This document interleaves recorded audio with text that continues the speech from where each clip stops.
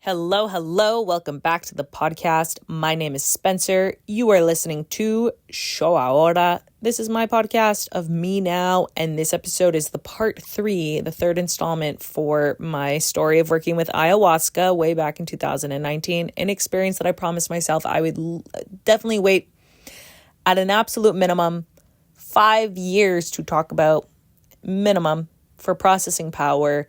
And I am realizing this by speaking about it now over 5 years, 5 years later, over 5 years later. And I'm glad that I have, because I've had a lot of time to digest the experience. And the reason why I wanted to do this in 3 parts is because this final part was going to be and is dedicated to the last ceremony I had. If you've hopefully been listening, I'm not going to waste too much time with the synopsis here. But I had 5 ayahuasca ceremonies available to me, and I've already discussed the first 4, and now I'm discussing the last one, which requires its own standalone because the last one was kind of very formative. Now, I've made the littlest mistake of not having my ayahuasca journal present for this. I have come to my parents' house because I have like the perfect room down here in my parents' basement for recording stuff. Carpet, couches, soft material. It's a good room for this. Privacy. And I can't really achieve the same yappability where I'm living and the condition I'm living at, like in my apartment.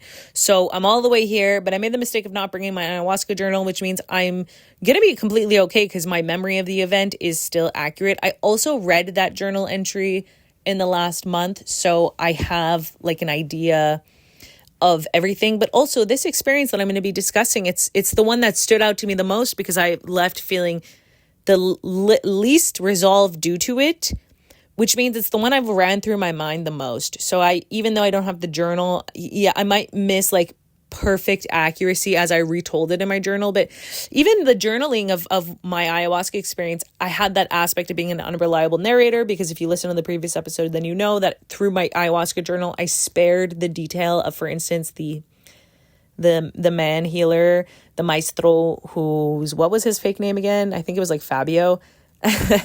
Fabio, and how he had delivered me an Icaro, a healing song, but a light flashed on him and I saw how absolutely fucking bored he appeared to look. Again, that is completely my opinion.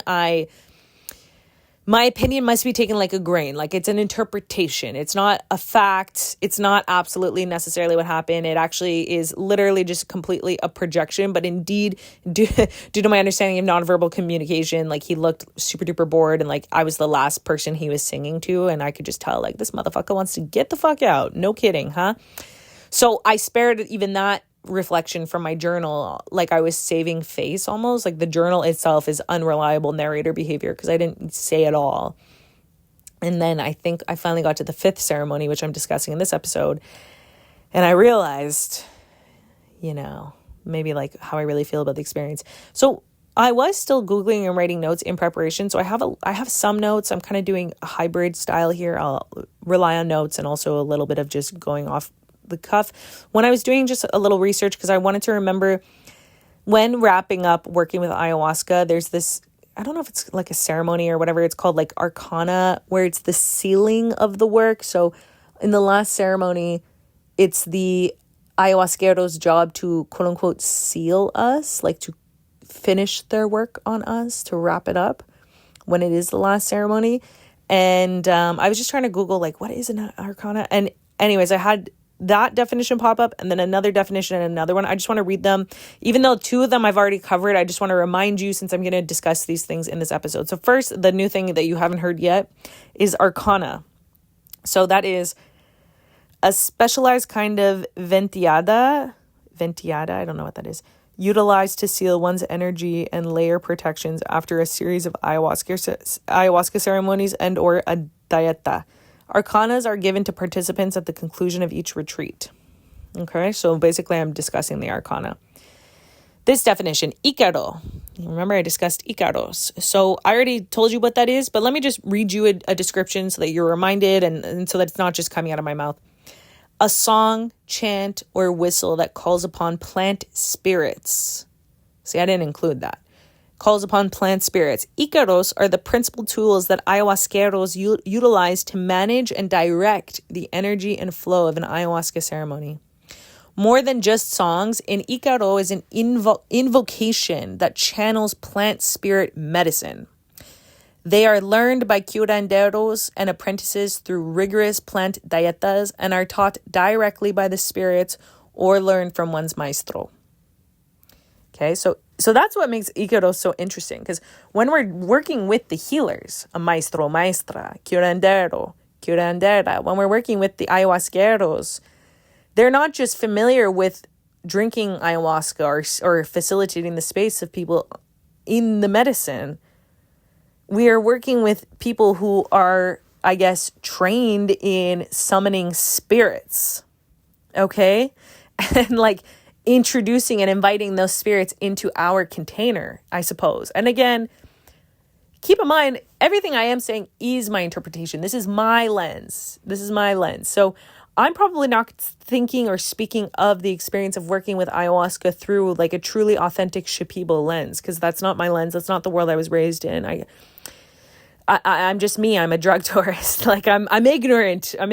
You know, I'm as educated as I have been on the experience, but I also just want to say, like, I can't even probably accurately understand what it means to quote unquote call upon a plant spirit. Like, I'll likely have my projections of what that means in like maybe a memeified way or a very othering way. So I just really want my listener to be mindful of that. But that's what the Icaros are, and I find that really interesting.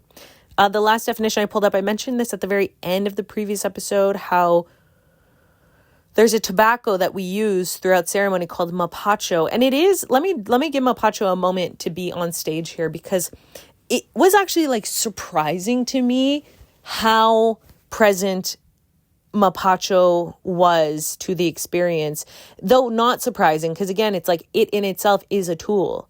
And there are plant diets that one can go on through like a guided experience, just like attending an ayahuasca ceremony, that are for tobacco. Like you work with I think it's called a tobaquero. Same.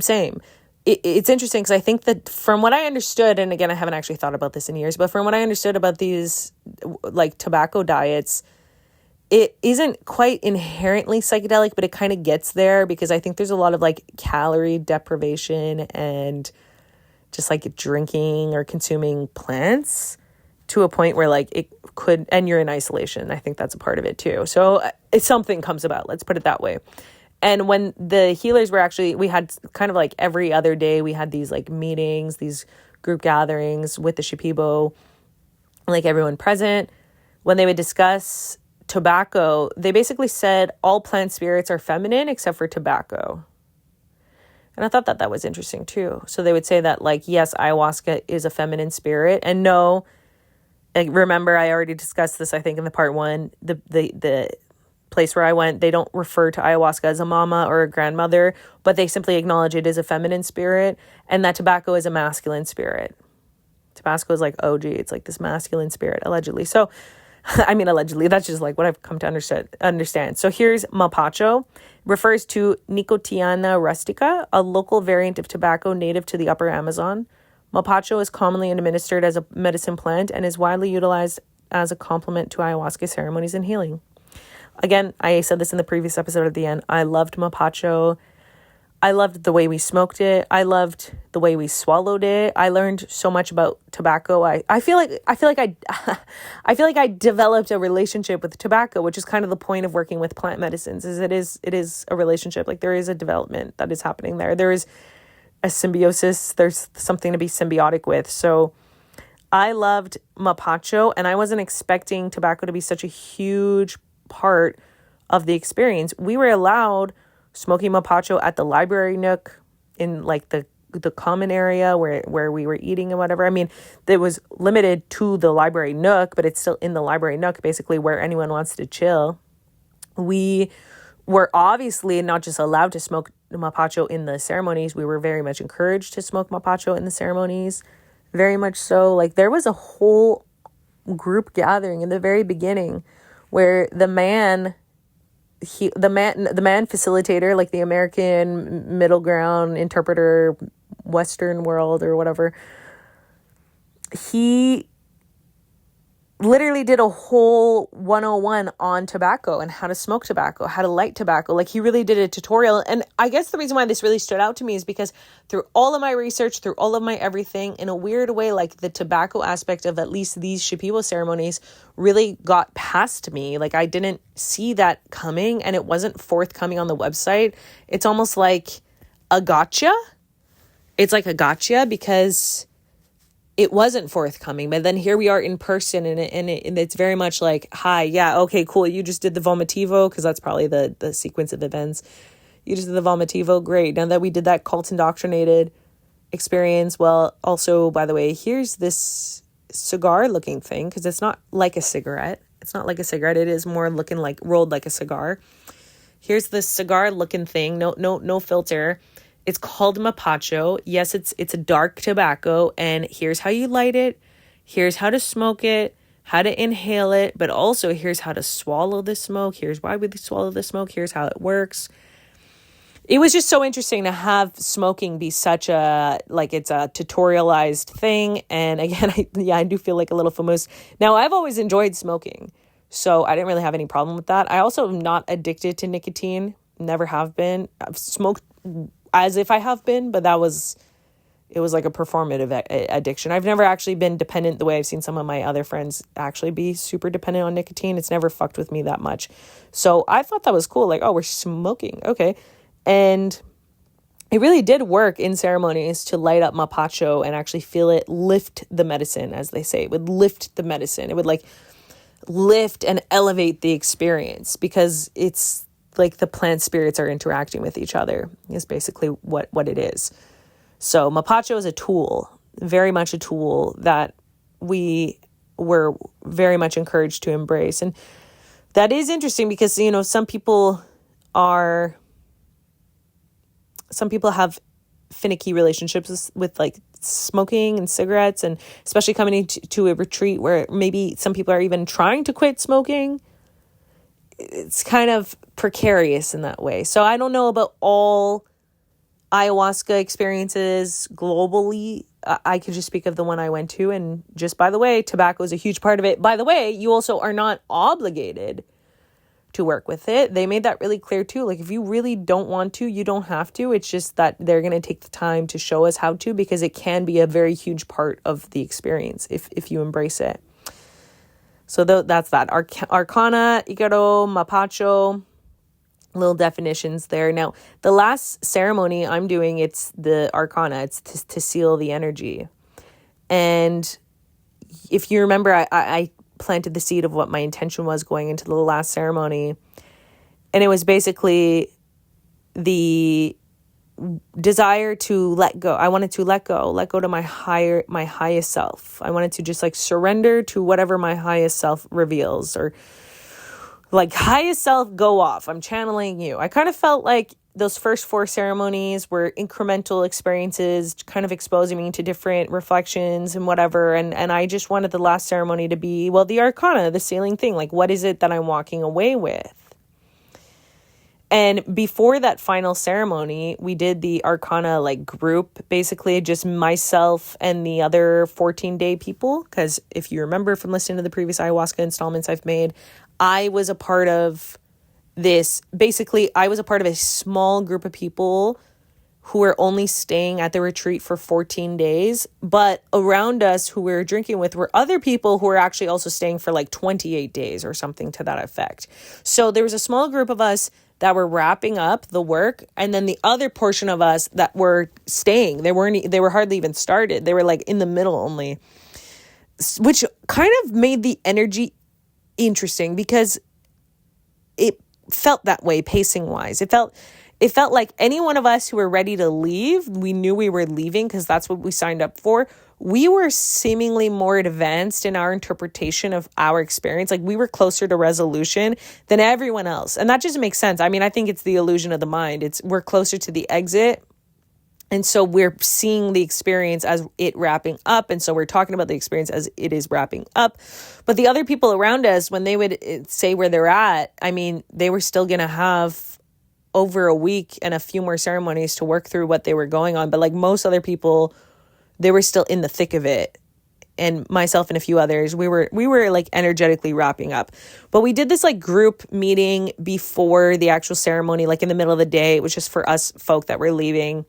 I don't actually remember too much, but I think it was a lot of just like basic practical information about, don't forget that you're still in the dieta. Also that like now your integration and integrity is more critical than ever. Like this is everything that happens in the next week or 2 weeks. Definitely minimum a week after this experience is so critical to all of the work that these healers just did. I forget both of their, like Fabio was the fake name I gave the guy. And then the woman healer, Mary, I forget how I named her, but you understand that that's basically more or less closer to what her name was.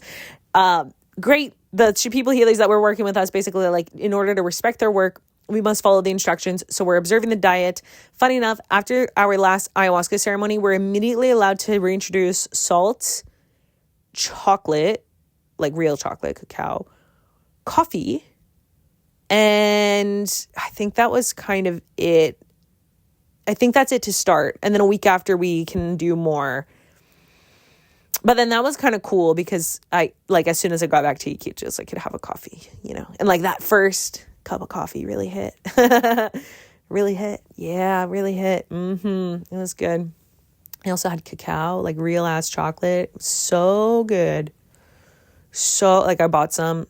There was a Shipibo market at the end that we can go to. And I bought some chocolate. Funny, I bought chocolate to share, like bring home. But I was in Iquitos for 2 weeks. Who am I kidding? Yeah, it's coming home to Canada. No, bitch, I ate it all. It was so good. So good. But anyways, I'm speeding up because the Shipibo market was, I think, like the last thing I did. So it was after the ceremony, the final ceremony. Anyway, so we did that little like group Q&A. Funny enough, at that Q&A seating, our American interpreters, they asked, is anyone flying with, whatever airline, I forget what it was in Peru. Is anyone flying with so-and-so airline? And out of all of us 14-day people, I raised my hand. I'm like, I am. And they let me know, yeah, oops, well, they actually just completely went bankrupt and you no longer have a flight, just by the way. And they're like, we didn't want to let anyone know, obviously, because we wanted everyone to focus on their healing and on their experience. But just so you know that is the case. And like, so you'll have to solve for that.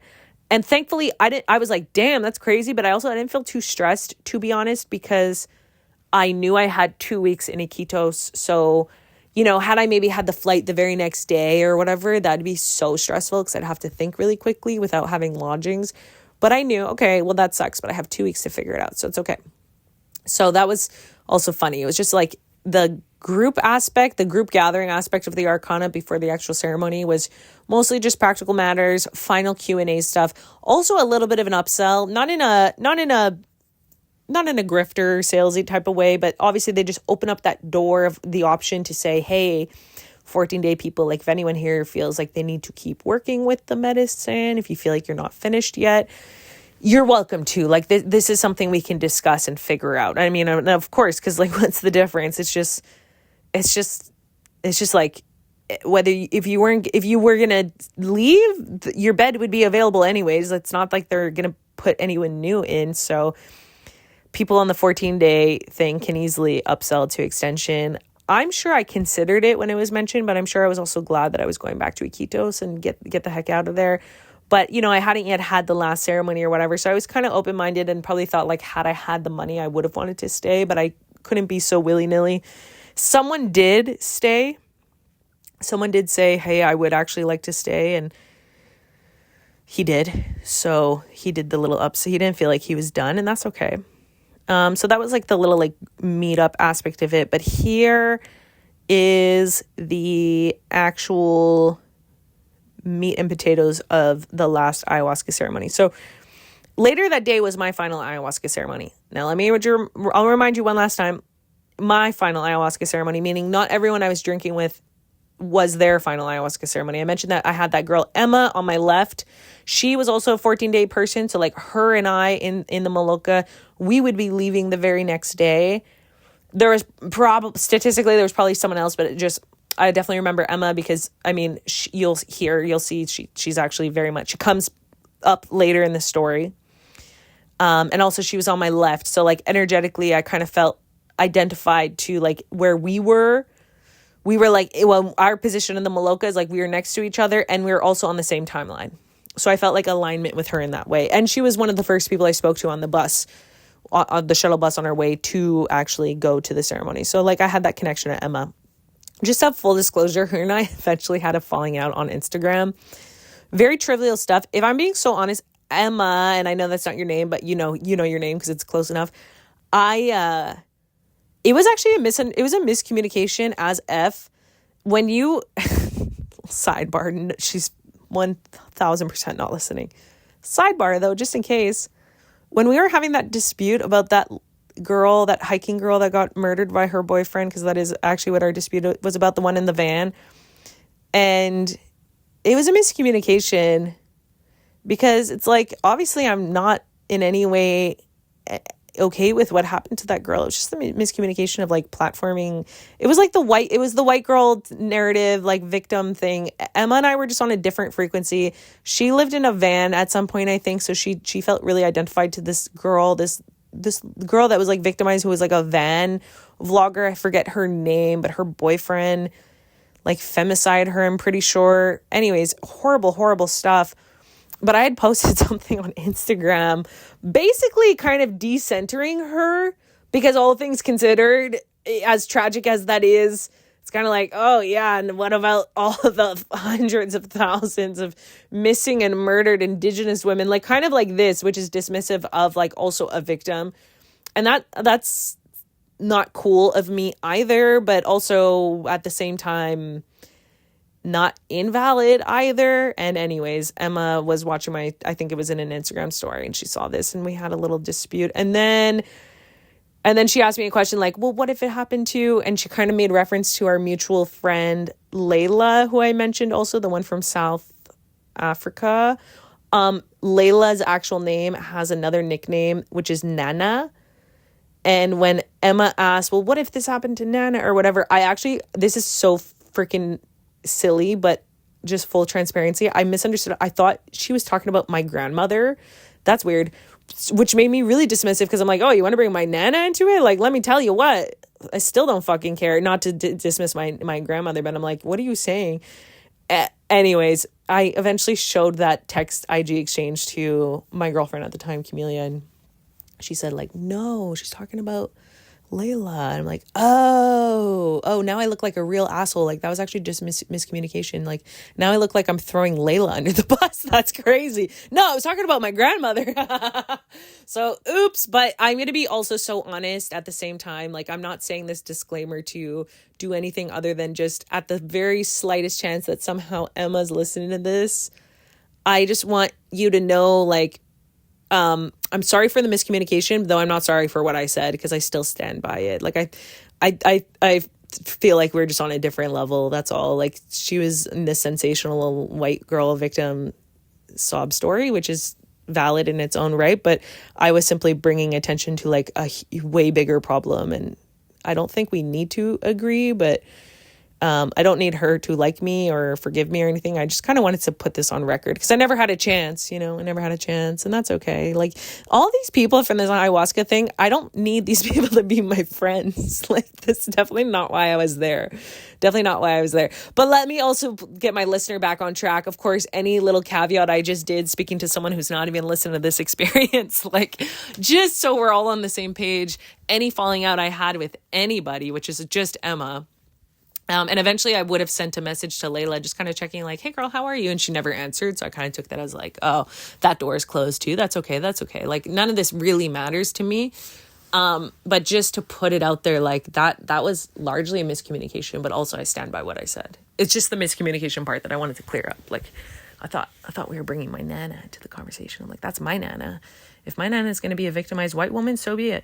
But, No, we were talking about Layla. No, I would never want anything horrible to happen to Layla or anyone. So back onto the ayahuasca story. Well, at this point, of course, Emma, Layla, all of them, they're all my my acquaintances in the experience. Like, there's no bad blood whatsoever. We're all in it together. And Emma was my neighbor on my mat or next to my mat. And she too was also leaving at the same time as me. So I felt a lot of alignment with Emma in that way. Like, we were cool.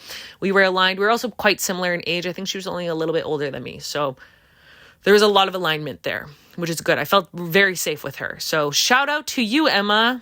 Shout out to you. You know, I really do come in peace.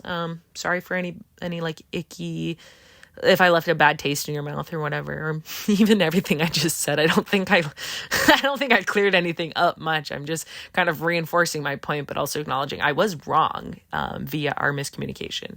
I was in the wrong because I misunderstood. So this last ayahuasca ceremony, something happened which is out of my control, and that is that I got my period. I am a vagina haver, and I got my period. And so I got my period, and it was on. It was full on, like, oop, there it is. Like, it's crimson blood, and it's a flowing. There's no disputing. I'm on my period suddenly.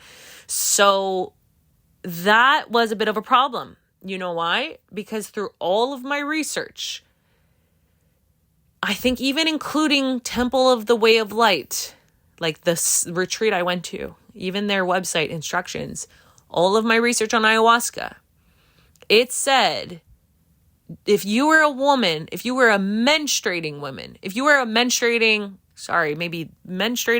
vagina haver, just to be inclusive, if you're a menstruating person, if you're a menstruating person, you are prohibited. You should not attend an ayahuasca ceremony. I don't know why.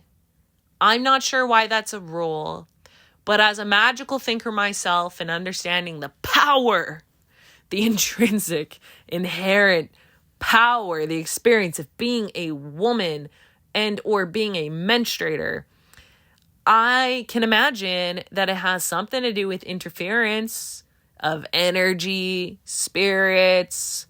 I mean, I find it flattering. Are you telling me when I'm menstruating, I can't go to an ayahuasca ceremony? That is some badass shit. That's some stone cold badass shit. I am a force to be reckoned with. My menstruation makes me a force to be reckoned with because I'm not even welcome in an ayahuasca ceremony. How disruptive is that? Well, bummer. I got my period on the last day, the last full day, the last ceremony. The very next day I leave. So on the last full day, I got my goddamn period. And,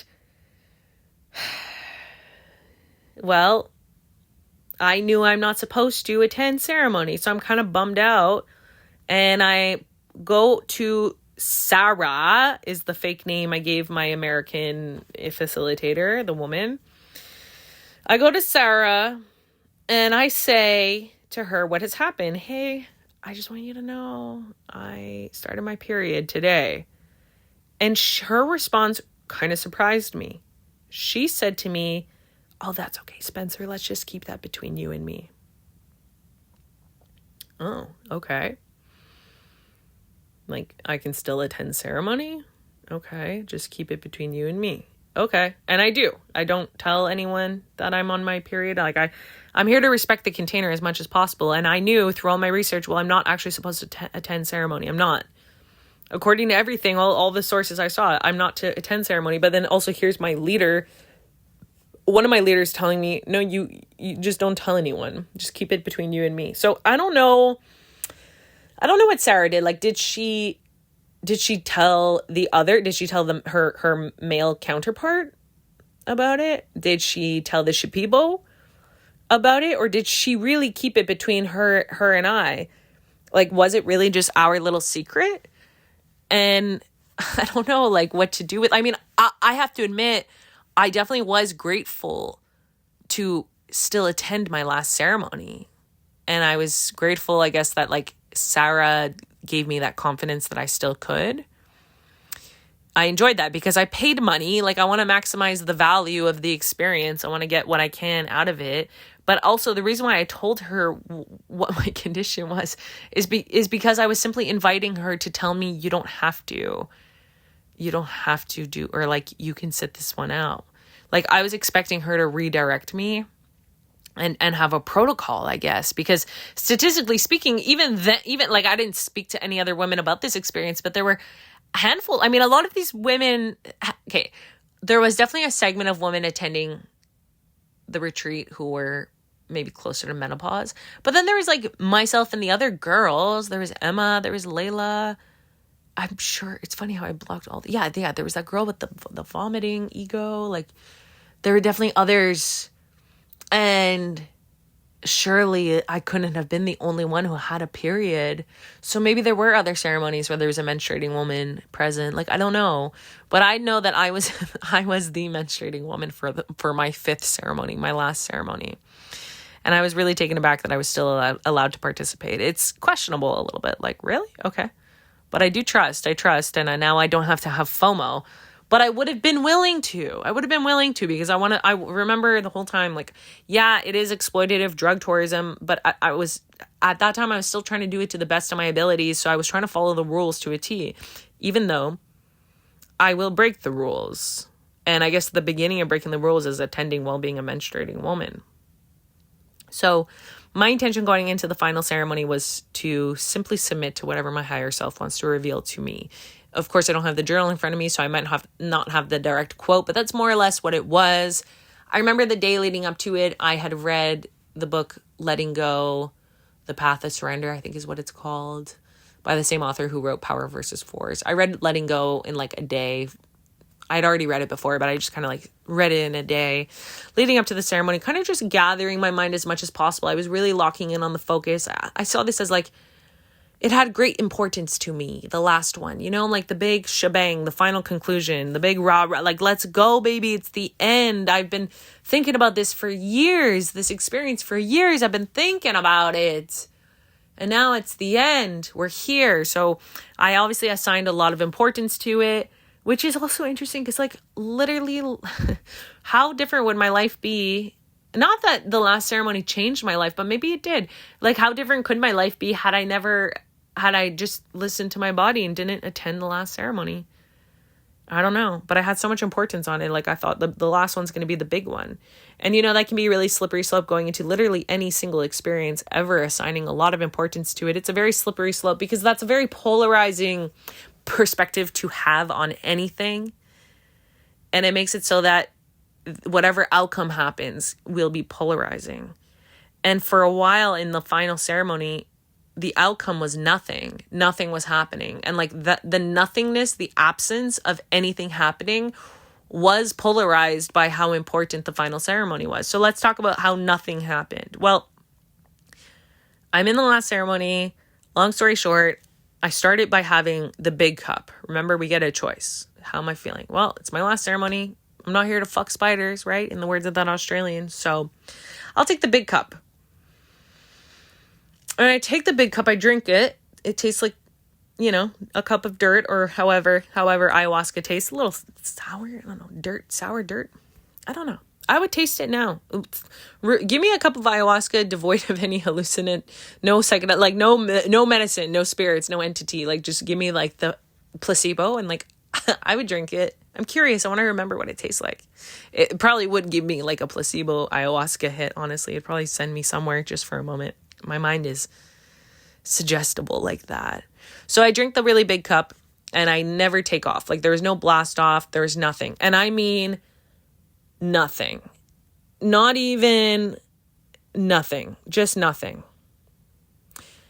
And it was like nothing for a while. And I sat patient because I was really, like, I was being mindful of things, such as I was being mindful that I was on my period. Okay. I was being mindful, like, to be humble. Like, I just wanted to be careful because I knew I could have seconds. But like, I'm already that bitch on her period. Should I really have seconds? And you know, it's interesting because at some point I actually remember purging. I vomited in my bucket, but it was a sober purge. It's almost like I willed the purge into existence. Now, maybe because the ayahuasca was in my stomach, I had access to easy purging. Because I want to be clear, I didn't use my fingers or anything. I genuinely purged. But it still was like sober. Okay, like there was no alchemizing anything. And it was shortly after that purge that I actually did use my red flashlight to flash behind me. And I summoned the woman, American facilitator, Sarah. She approached me. So she's the one who knows I'm on my period. She approached me and asked what's up. And I told her, like, and time had passed at this point. Because again, remember, I was really, really playing it careful. Definitely over an hour had passed. I definitely at least received one Icaro, like if not two, who knows, to be honest. Like time had passed. And I will also say, sitting stone cold sober for an Icaro is, yeah, it's, I do have ayahuasca in me. So granted, that doesn't discredit the healing work. It might very well still be healing work. I might very well still be like that energetic tapestry that the healer can see all my little loose threads and patch me up. But my sitting across from them while they were singing, I was just so extremely aware of the person, just like 5 feet across from me. I was so extremely aware of the people all around me. I was so extremely aware of people's vomiting. Like I simply was just a civilian sitting in a room full of people on ayahuasca, and I felt like an undercover spy or something because I felt nothing. Okay, I felt nothing. And yes, Sarah did give me seconds. She did. She said, you got this. I forget, actually, it's for sure in my journal, but it was something to the effect of like, you got this. Like, you're so strong, like, this is it. It's your last. She really was like, it's your last ceremony. So like, go for it, girl. And I take that second big cup. So keep in mind, I had 2 big cups. And at that point, I'm pretty sure that was the most ayahuasca I'd had. So I sat and I was ready for it to hit. I'm sure I'm like on and off working with my perfume. I'm on and off working with my mapacho. Like I'm really thinking like, now it's going to hit. I'm focusing on my intention, submitting to my higher self, whatever. And nothing happens. It just doesn't happen. Nothing happens. And yeah, it was like a little frustrating in the disappointing way of like, damn, bummer. I really just should have sat that one out because what's the point? Like, I'm just here in my arcana for my final sealing work, they tell me. But, like, I'm very much in touch with my reality. Like, absolutely no sway of the medicine here. There's nothing. Nada. Like, the most, again, like I said, the fact that I purged in the bucket. But even that just was, like, the most sober purge ever. So here's what I ended up concluding while still in ceremony, sitting stone cold sober, after listening to, like, everyone vomiting, everyone, like, moaning, everyone crying, the singing of the Icaros for almost 2 hours. Like, after all of that, I resolved, okay, well, shit, like, I always make lemon juice or whatever. I always make lemonade out of my lemons. So the reality is, if this is what it is to surrender to my highest self, if my highest self is basically just inviting me to accept what is without riding the roller coaster of some external experience, like an external trigger such as drinking a psychoactive concoction, well, then I submit. I concede. This is okay. Okay. I embrace it. It is what it is. And I also felt a lot of strength in my body too. I remember feeling like, that's right. That's fucking right. Like my body, my instincts, my body, my like deeper physical intelligence is so with it that it just knows that I am not to be taken away by the medicine right now. Like I'm a menstruating woman and I have to stay right here, right now. And somehow a higher power understood that. And that power kept me grounded and kept me. And so, yeah, the final ceremony, the medicine never ever blasted off for me, but I still went through my reflections of my intention, and I still found the silver lining of the experience. And I still made sure that I made the most of that reflection. Now, that last ceremony was interesting for a lot of reasons. So, yeah, I had the 2 big cups. Nothing happened. And here's some of the things that were happening. And I wrote this down. Now, across from the Maloka, so all the way across from me, I couldn't hear him perfectly because he was across. So that's, on the other side of the Maloka. So it's just not close enough to hear. What I could hear this man doing is I could hear him moaning. Like, how do I put that? Kind of whatever. Like, not like an intrusive moan in any way, but just like, oh my God. Kind of like that. Okay. That's all I heard. Turned out he was, am I spoiling anything by saying this? No, I don't think so. Well, that's all I heard. What I found out the next day or later that night was that it was probably later that night, and we'll get there because I ended up having a debrief with some others later that night. But this man from across the Maloka, I don't need to give him a fake name because I'm just referencing him to just explain how, like, okay, this ceremony was different. This ceremony, the energy was different in the space, in the Maloka. It was very different. The container of the ceremony was different. And I don't think that's just because I was sober. It was actually remarkably different. Multiple people confirmed, like, wow, that was a different one. That was a different one. So the man from across the Maloka who was kind of like moaning, turned out he was saying the words, "We're all gonna kill each other," or something to this effect. So he was kind of like having like a weird moaning murder fantasy. That was unusual. And I remember Sarah, the interpreter, like checked on him a few times for sure. But yeah, that was happening. Then there was this icon. So I'm gonna introduce a new character. I'm telling you his name with a slight rendition just to protect him a little bit, but also when I say this moniker, it will give it away to anyone who was there, that's for sure, and like possibly anyone who just happens to know this man. Like, he's definitely one of a kind. His name that I'm giving him is Texas Tom, and I'm specifically calling him Texas Tom because that is exactly how he introduces himself, but just with his actual name that starts with T. So he's Texas T, okay? And it's shout out to Texas Tom because that's his mnemonic. That's his way of getting people to remember his name. He explained it. He has a psychology. Yeah, when I introduce people, when I explain who I am, like as Texas, then everyone always remembers his name because he's just like, it rolls off the tongue in that way. And he's from Texas, obviously. So Texas Tom. So I mentioned there was a man who was kind of like moaning his murder fantasy in the distance. And then there was Texas Tom. Just to explain how close Texas Tom was to my mat, he was next to Emma. It's me on my left, Emma, and then on her left, Texas Tom. I'm quite sure that was the spread. So like we have some proximity. And Tom, well, he was going through it that night in the ceremony, in the Maloka. He was vomiting violently. Like, ugh. It's almost, I'm sure I remember thinking, like, how is it possible that you have so much to vomit up? We're all eating the same meals here. Like, he's vomiting relentlessly, and it sounds violent. It's bad. He's vomiting a lot.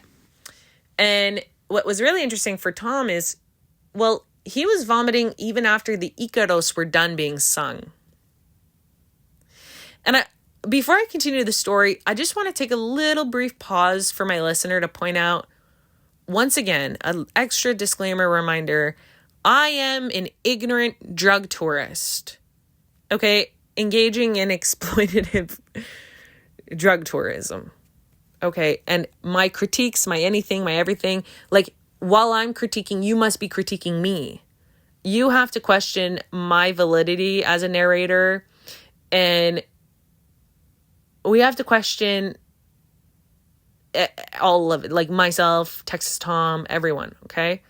We are ignorant, first world fucking losers coming to Peru to drink ayahuasca because of why, like Joe Rogan. Okay, no, for me it was Tim Ferriss, thank goodness. For Texas Tom, I think it was Joe Rogan, okay? Like, we are a mess. Take us like a grain. Everything I'm about to say, because I will be critical. I'm also just going to represent the events of what happened that night, but we must be so mindful that I I'm deluded with my own narratives. I'm deluded with my own fear mongering of othering the healers or whatever. I'm not saying that I'm actively doing that, because I actually exist in this space, this nuance in my mind. I have the critique on myself. I know that I ain't all of that. I understand that I have a limited scope of reality, and it's simply not my place to speak on any indigenous healing practices. It's not, but I can recount to you my story, but you also have to take in mind, anything I'm going to say here is possibly just fucking bullshit. It's my bullshit little twisted limited point of view, and it should be challenged. And I believe that my interest to go and participate in these ceremonies, it was problematic, but I'm glad I did it, just so I can have learned and known what has happened. So here's what's interesting with Texas Tom and that final ceremony. And again, I'm sober so far. I'm sober. Well, the way the ceremonies would end every night that we had them, once the Icaros were done being sung by the two healers, they would then return to the middle of the room where it kind of all starts, because we all, in the very beginning of this ceremony, take our turns one by one to go up, sit across my healer, make a choice of which size cup we want to drink. Then we drink it down, and then we go sit on our mat and wait for it to lift off. And one by one, we all do that. Now, then the Icaros are sung. That goes on for an hour and a half, however long those ceremonies really are. And then the healers return to the middle of the room. And at some point, it's decided that the ceremony is done. So ceremony is officially closed when one of our American interpreters announce that it is closed. They say, the ceremony is now concluded. And then we all, as a group, say in unison, I think the word is tareka. Tareka. It means thank you in Shipibo. And then the healers leave. They leave the Maloka. This is when anyone and everyone can leave the Maloka. You can leave the Maloka when ceremony is announced to be finished. But as you remember me saying, it is encouraged that you stay in the Maloka. Even though you can leave when ceremony is announced as being finished, it is encouraged that you stay in the Maloka. Now, a reason to leave the Maloka is if you need to go back to your tambo and you want to sleep there. That's where you want to end your night, and so be it. But there's no dilly-dallying, there's no fucking around, there's nothing else. And I just want to reinforce a rule that I already knew about. I want to be really clear. I already knew this rule. They had made it really clear. It was, when ceremony's done, if you do leave the Maloka, don't talk to anyone. You're still in it. This is what they would make clear.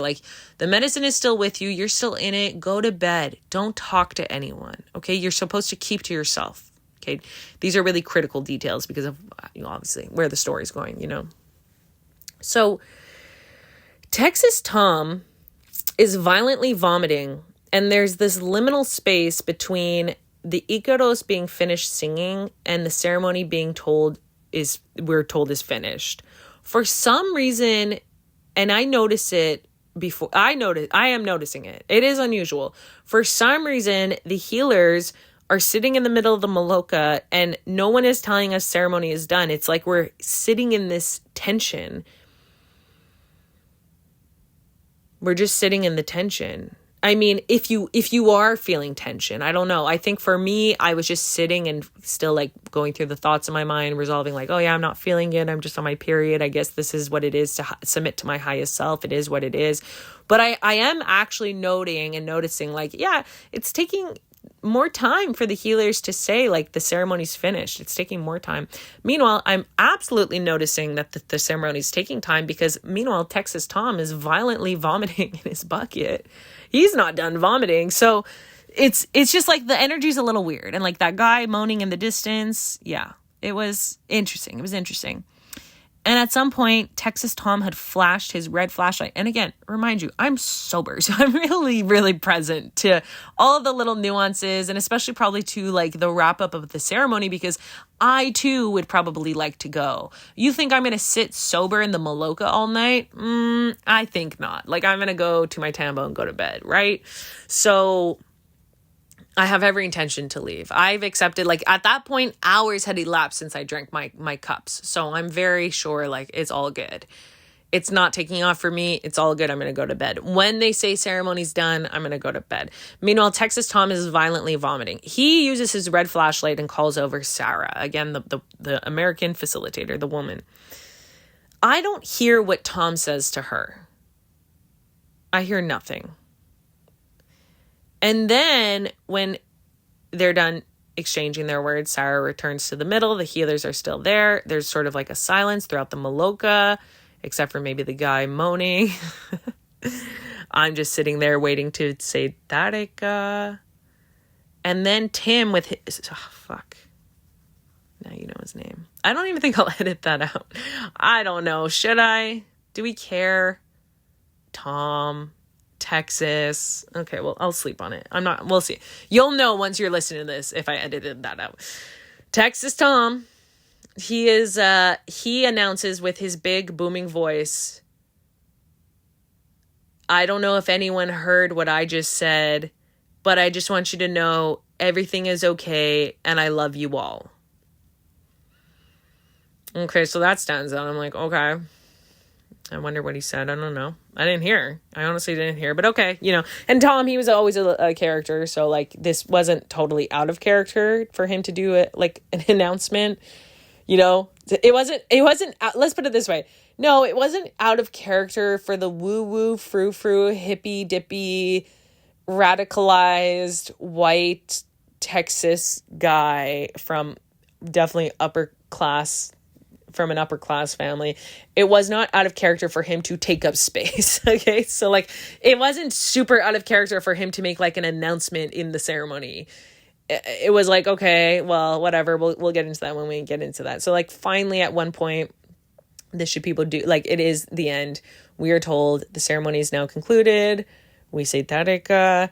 And I don't think I leave right away. It doesn't really matter. I think I probably sit in the space to kind of observe the dynamics of who does leave and when they leave. Because again, I'm sober. So I'm kind of like, I'm in an observation mode, and I'm also not rushing anything. And also probably giving myself the space just in case the medicine does take off for me, but it never did, it seemed. And I see people leave. In fact, Emma left, Texas Tom left, and a few other people left. And finally I realized, yeah, no, I'm for sure leaving. So I get up, I'm happy, and I go, happy-go-lucky. Slip on my little sandals. I'm in a good mood. And I start walking away from the Maloka to walk towards my tambo. And that requires walking past the main community building, like where we chill and eat meals and hang out at the library nook.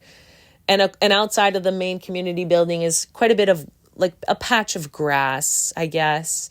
And next to that patch of grass is actually the headquarters, like the HQ tambo of where the healers stay. Definitely at least the maestra, Mary, or whatever her fake name was. My fake name that I gave her. And when I was walking away from the Maloka into this space, I actually had this really cool moment. And here's how cool, like, this is, I have yay me. I have a beautiful lens, because here's my beautiful lens of reality. I've accepted my fate. The ayahuasca is not going to hit me this time around, but I'm walking out. It's my last night here, and I look up into the sky and I see, there's so many stars out in the sky, and I see them so clearly because we're in the Amazon. I see the stars so clearly, and guess what? In the healer HQ where the maestra stays, she happened to be singing. She was singing, and it sounded nice. Her nice voice. She was singing something, like she was singing an Ikaro or something. She was just singing. And so what I decided to do was I decided to lay down on the grass under the stars and just relax and look up at the stars, which, no, I'm not supposed to do, but it kind of felt harmless. Like, I'm just on my way to bed anyways, so I'm just going to take a moment. Like, that's what it was for me. I'm just going to take a moment to reflect on all of my reflections outside of the Maloka. Ceremony's complete. I'm just a civilian, sort of, who never had her final ayahuasca ceremonies properly. But like, the maestra is singing in earshot of this field under the stars. And how could I not just lay here and appreciate the moment? Like, it's so beautiful. I'm so happy. And that's exactly what happens. A few minutes go by, And then I see two people, like two silhouettes, talking just a few yards over, closer to the like community building space. And so I sit up and I see who it is, and it's Texas Tom and Emma. And they're talking about something. And already I'm thinking in my head, they're not supposed to be talking. They're not. That's the rule. They're not supposed to be talking. But it stands out to me, and I'm curious. I'm curious, and I'm okay. So I see them, they see me, we acknowledge each other. I get up and I approach them and I'm like, what's up? And Texas Tom is looking rattled. Emma, she's fine. She looks fine. And I'm fine too at this point also. Be mindful, I'm fine too. My understanding of myself is that I'm A-okay. And Tom asks us if we would sit with him. He wanted some company. Emma's okay with it. She's down. And I'm okay with it. I'm like, okay. Like, sure. I guess that's where the night's going. Meanwhile, I'm aware we're breaking the rules. I'm just thinking, like, I guess the rules are kind of trivial anyways. Like, I was allowed drinking with my period. Like, I'm fine. Also, no medicine ever happened for me. Like, the whole aspect of the ceremony is almost like relative at this point. So why not just go hang out together? And like, the one thing about me is I will prioritize my loyalties. And it's not like Texas Tom was my friend or is my friend, because he wasn't and isn't. But he was my acquaintance, and I had respect for him. And like, we had connected in the ways that we did over that time. And so, of course, I care for him, and he's close to my age. I want to be clear about that too. He was basically my age, I think. So like, I saw him as closer to me. And so if he felt like he needed some company based on the way I perform in terms of my loyalty, fuck rules. I will always choose loyalty over rules. It's like, I don't have a loyalty to the rules of the integrity of the experience. My hierarchy of loyalty is going to be with my relationships. Social dynamics nerd.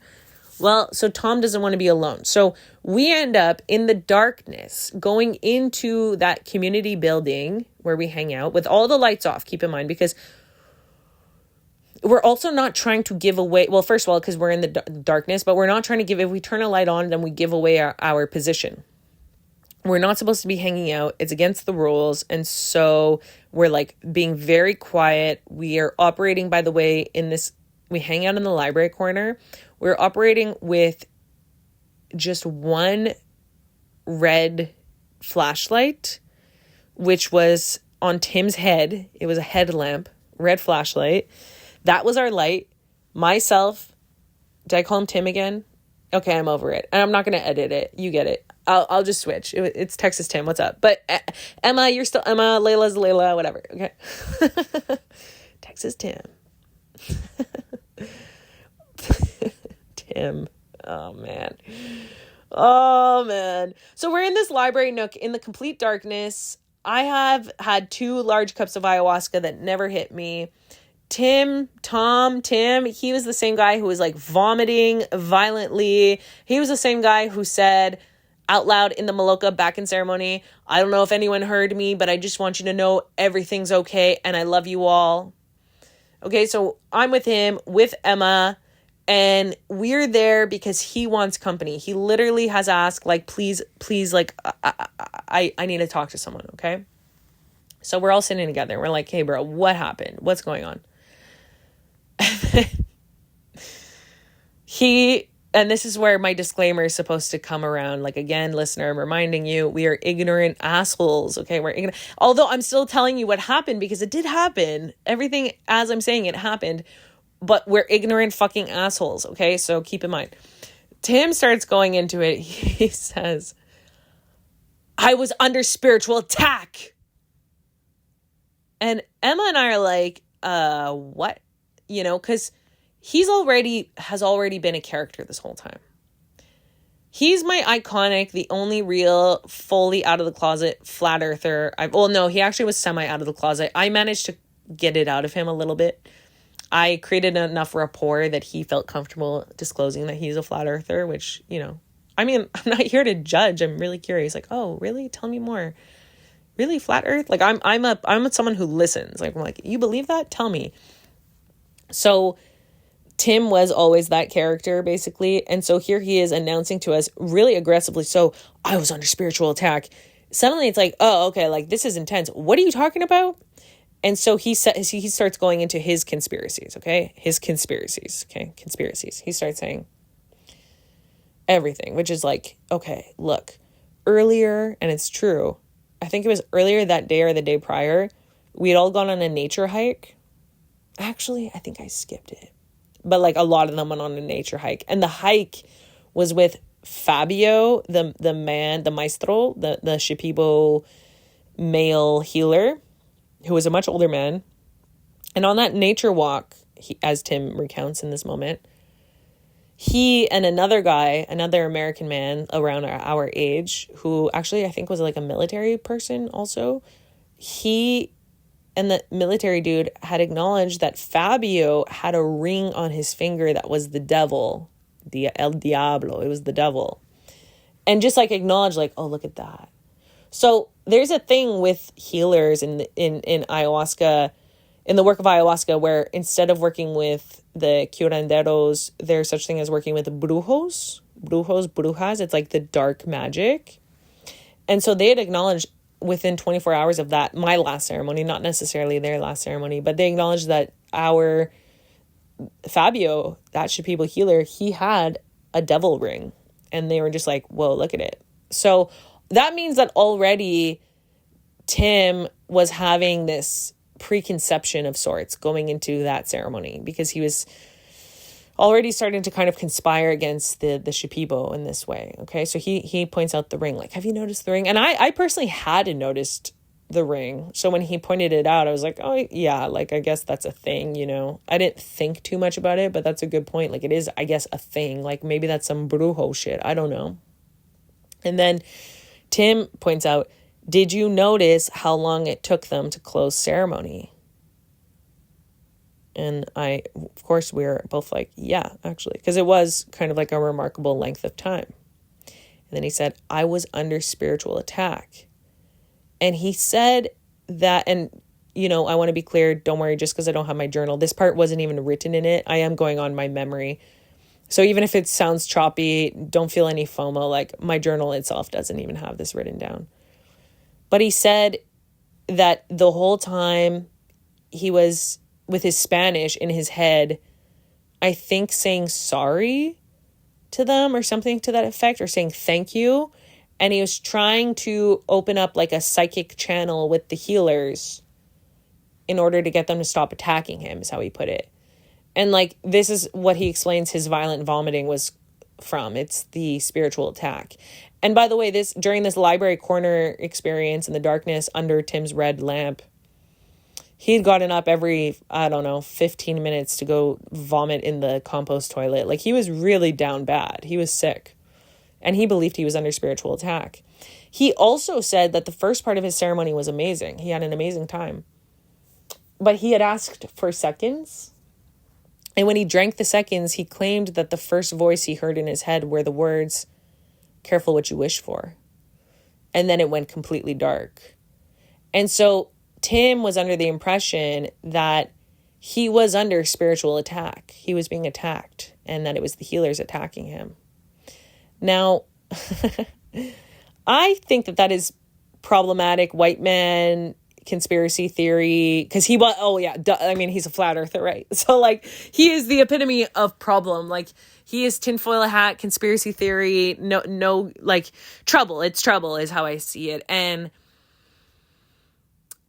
it checks out that he would conspire in the worst assumptions about the people we're working with when it comes to this medicine. Like, it checks out, and it is super ignorant. But here's the problem with this last experience is, here we are breaking the rules. Here we are not in integrity. I'm not regretting it, because the way I look at my life is, when I look back from my deathbed, I want to know that I was there for someone when they needed it. And Tim's so extreme. He's freaking out, but he doesn't want to talk to anyone about it. Because I'm also trying to express, like, hey, like, we can go get help. I say that. We can go get help. That's why the interpreters are there. That's why our facilitators are there. They're there to help us. If we start tripping out with our conspiracies about these indigenous healers and the like magic Brujo powers that they're having over our minds, like this is a great time to go ask for help, because this is like, I don't know, are we just describing a psychotic episode right now? Like, can we get so fucking for real, please? Well, Tim didn't want to ask anyone else. Like he didn't basically he was in a conspiracy mode. Like he didn't trust anyone. He only felt safe in that moment with myself and Emma. And he asked if we could all like stay together that night. And of course, again, like, who do I want to be when I look back from my deathbed? Like, I want to know I was there. I want to know I was there for the call of duty when it happened. And I felt like, okay, like Tim needs company. I'm down. I'll keep him company. And Emma's down. We are all together. The way the little library nook was laid out, like it was like 3 kind of couches, sort of. And that was perfect for us. So all 3 of us kind of had our own space. Tim gave me his blanket, which was very thoughtful. By the way, there was another scary moment.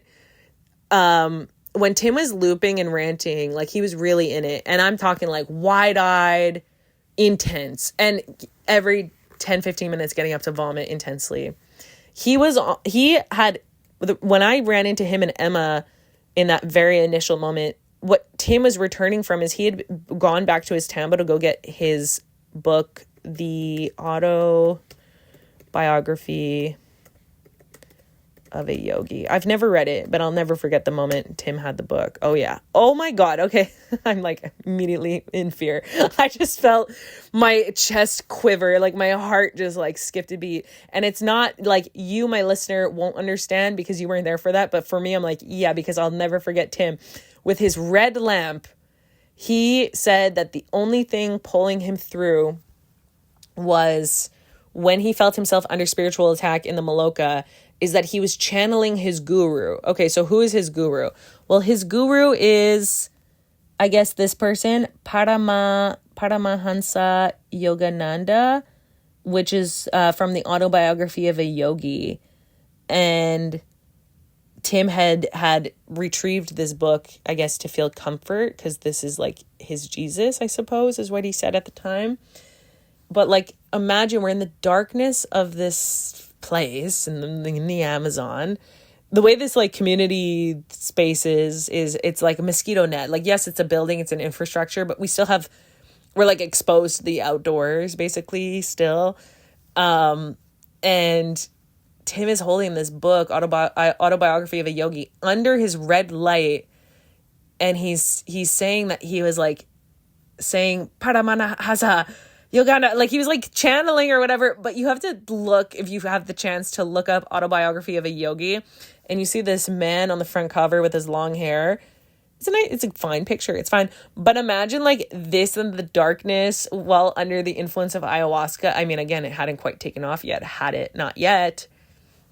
This in the darkness under a red light. Like, it was just so creepy, because the eyes on the front cover, they're the kind of eyes that follow you. It's the kind of picture where like no matter where you stand in relation to it, the eyes are going to follow you.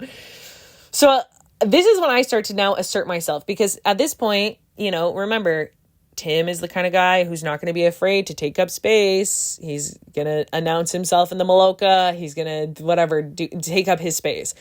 And I start to now advocate for myself a little bit. And I say, Tim, can you please put that fucking book away? It's fine.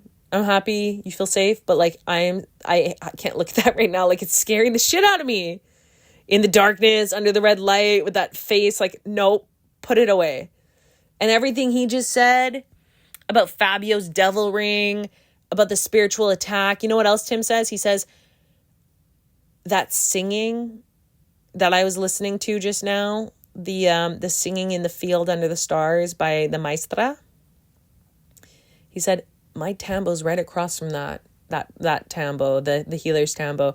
She has never sung ever after ceremony. It's not happened once, he claims. I've never heard her sing. This is the first time.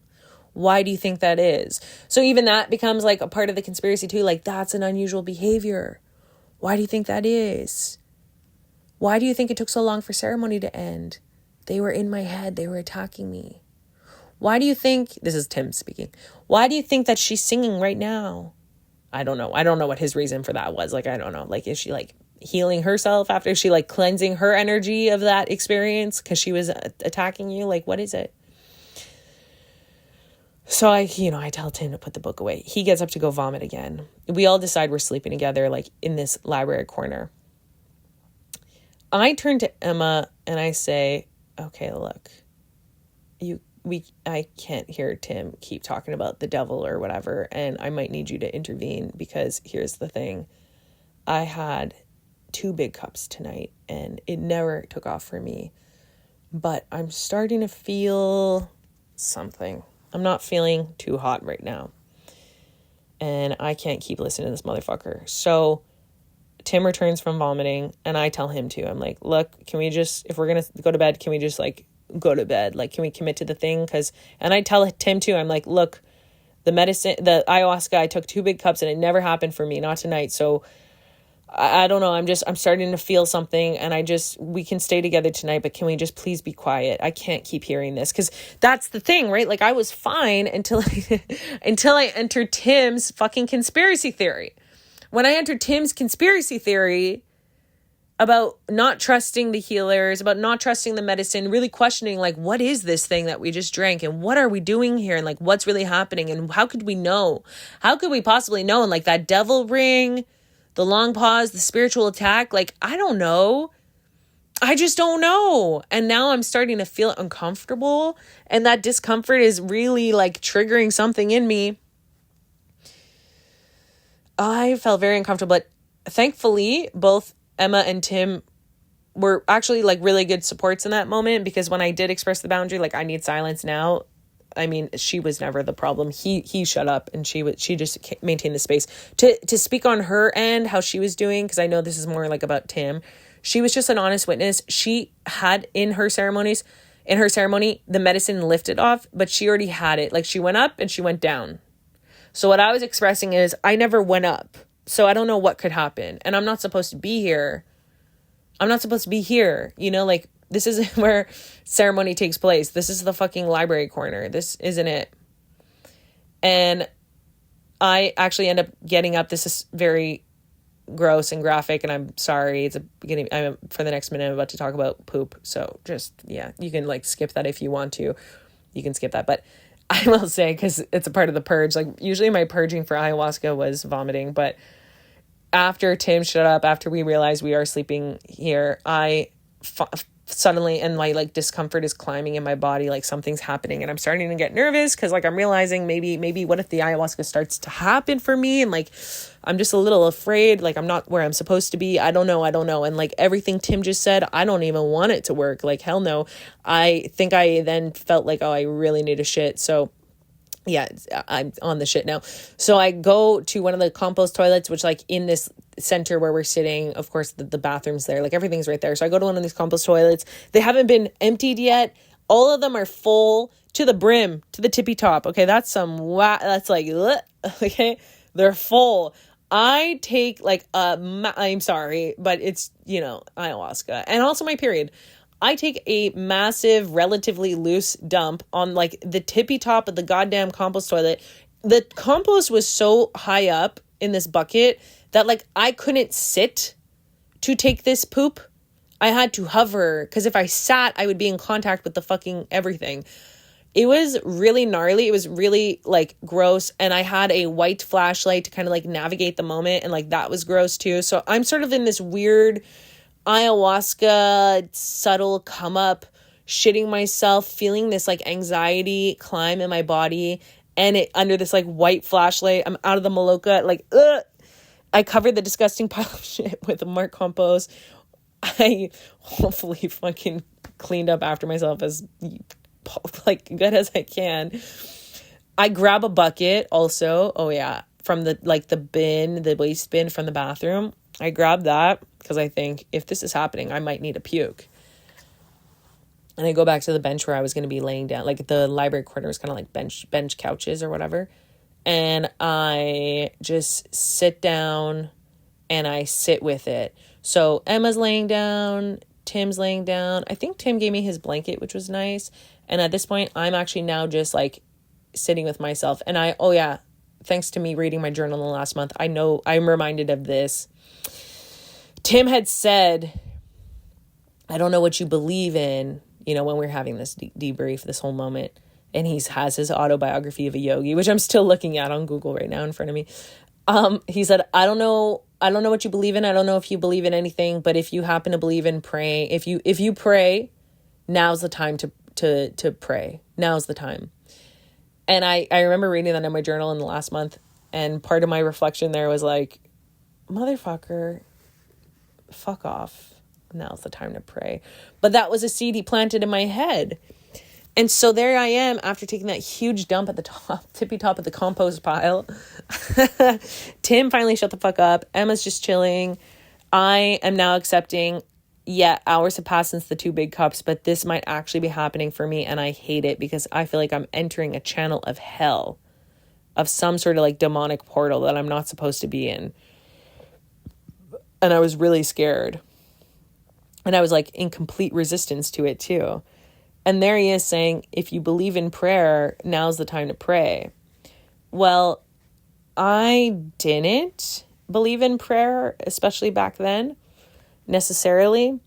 But I did believe in channels of thought and such. So for instance, when I started, so it's hard to explain what happened because when that medicine started to hit me in the corner, the library corner, it didn't hit me in the full spectrum way that like the prior ceremonies had, the way I entered some sort of kaleidoscope, hellscape visual thing, or feeling like the Icaros taking over my body. It didn't hit me in such a full spectrum way, but I also didn't welcome it too. So it's like in the first several hours of my ceremony, I wanted nothing more than to submit to the medicine.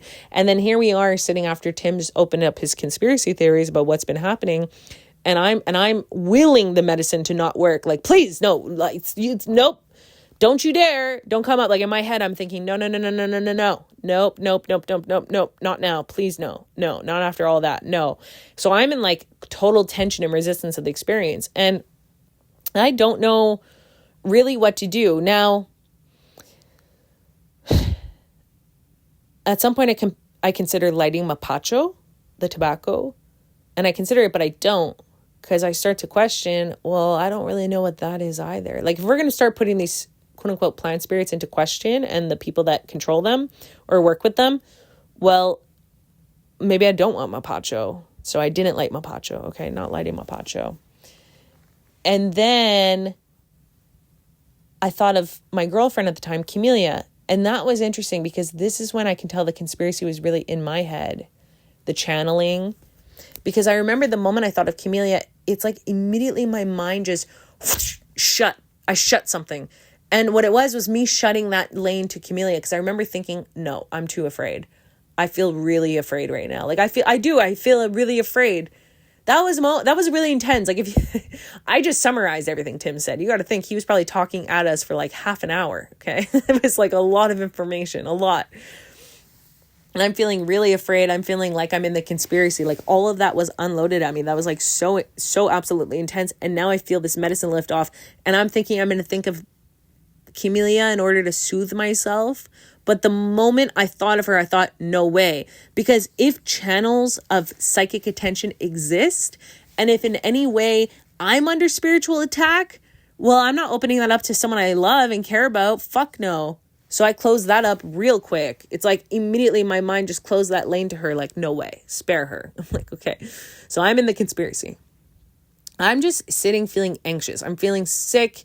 It's like this dance between the medicine trying to work and me just fighting it with everything I can. The opposite of submission. Like I refuse. And I won't do anything to bring the medicine up. Like no mapacho, no nothing. I'm just sitting there focusing on nothing happening. Like, no, you stay, no, down, no, you're not coming up. And I spend my whole night like that. Like at some point, surely Tim and Emma fell asleep and I'm just there refusing to fall asleep. I'm refusing to let my mind go because I feel like if I let go, then I'm going to let go and never come back. I was basically under this impression that I had some sort of dark, demonic, devil-like spirit that I've opened myself up to. And in any way that I let go, I might never come back. So that's basically the bad trip that I was in. the bad trip that I was in this like intake of this conspiracy that I let some fucking ignorant American incept me with. And I listened intently because of empathy, because I saw myself as being a good friend. And I knew like, okay, well, he didn't want help from anyone involved in the experience, in the facilitation, because he didn't trust them. And I'm not one to put anyone in an uncomfortable position. And I rather align with my values of being there for someone. So here I am. And yet I'm actually subjecting myself to some fucking Looney Tune who's basically projecting his bad trip on me. And I sat all night willing myself to maintain my control over my reality so that I wouldn't slip, because I was so afraid. And at some point, thinking of Tim's notion, his prompt of, if you believe in anything, like, now's a good time to pray, I actually started to open a channel with someone else. So there was a time, long story short, when I was 18 years old, that I went to a leadership camp, basically for 5 days out of the summer. Every summer there was a camp uniquely for youth, a part of the Leave Out Violence program, the Love program. And I was a part of that program, and it was basically an invite-only leadership camp thing. Like, you had to be invited. It was free. It was really awesome. Loved my 2 camp experiences. And one of the camp experiences, well, all of the camp always had some kind of relationship with whatever indigenous community. In this case, it was the Cree. And we were introduced, when I was 18, we were introduced to smudging. So smudging ceremony, I didn't come correct with notes, but like, as I remember it, the way we had it at Love Camp, we had a man named Guy, like a really, like this Cree man named Guy, who was like tall and handsome with this beautiful long hair and this incredible voice. The deepest booming voice I've ever heard in my life to this day. Like, he just has this incredibly deep commanding voice. And he would run the smudge with someone else who was drumming. And the way the smudge would start at camp is it would happen like the same time every day, which was cool. And we knew that the smudging was happening when we would hear the drums start. That was basically like the camp-wide invitation to go join the smudge. And when you would join, there would be a circle that they had made out of cedar branches on the ground. And we were invited, like, okay, I'm kind of long story shorting the smudge. Like, what's the point of this? I just want to tell you that we were invited, like, when I was younger, I attended this smudge ceremony, and it really moved me for whatever reason. It was, like, really, like, first of all, camp in itself always had a moving effect, because it was just such a powerful time to be invited to the Love Leadership Camp. The way, like, the energy there, the way we were, what we accomplished, it was just so potent. So the smudge itself was really something, and like, it really was something. It was like, I have a cedar branch tattooed on my arm because of that experience. So that's what it is. It was really something. And when I was there in the library corner, kind of like fighting off a bad trip while this like ayahuasca is hitting me way late in the game, after Tim is just incepting me with all this nightmare nonsense, this fear-mongering, I was fighting the medicine so hard, and I didn't want to channel to someone like Camellia, but at some point I thought of Guy, the Cree man who runs the smudge, and I remembered him smudging me and how it felt. So turning back the clock to when I was 18, when we're invited into the smudge circle at leadership camp, we're also invited to put any like personal item in the middle of the circle. And I remember that time I actually put, full circle, because I mentioned this in the previous episode. I actually put my necklace, my Never Stop Fighting necklace. So this necklace that I associate to my father, I put it in the middle of the smudge. And basically, kind of like the Icaros, as we're standing around the cedar branch in a circle, whoever decided to show up, Guy is going person by person and smudging us with like a big feather from whatever bird, I don't know, to be honest, I forget, or I don't know, and a piece of burning sage. And so there's like drumming, there's chanting, and then there's Guy looking at us like very intently with his dark eyes, and he's smudging us with the burning sage and the feathers. So he's like basically wafting the smoke on us. And he goes one by one by one by one. In the smudging ceremony also, tobacco is present, okay? Like tobacco as a healing modality, or like as like a spirit or whatever. So the way we're introduced into like having the tobacco is we basically just hold it in our hand. And I remember we were told to channel whatever it is that we're looking to let go, or like, yeah, just like into the tobacco. When the smudge was wrapped up, the ceremony's wrapped up, we were told we can like break off for a moment away from the group and like go put that tobacco into the earth in some way. And I remember I was being really intentful with it. I'd released tobacco onto a tree trunk, into the ground, into the water. Like I kind of like dispersed for a while. So that meant I took the longest at the end of the smudge when I was 18 years old. I took the longest to return to go get my personal item from the middle of the circle. So when I finally would return, everyone had pretty much left. Guy and his co-partner they're putting their items away. I go to the middle of the circle and I pick up my necklace. And that was interesting because for whatever reason, when I picked up my necklace, I immediately felt my shoulders fall.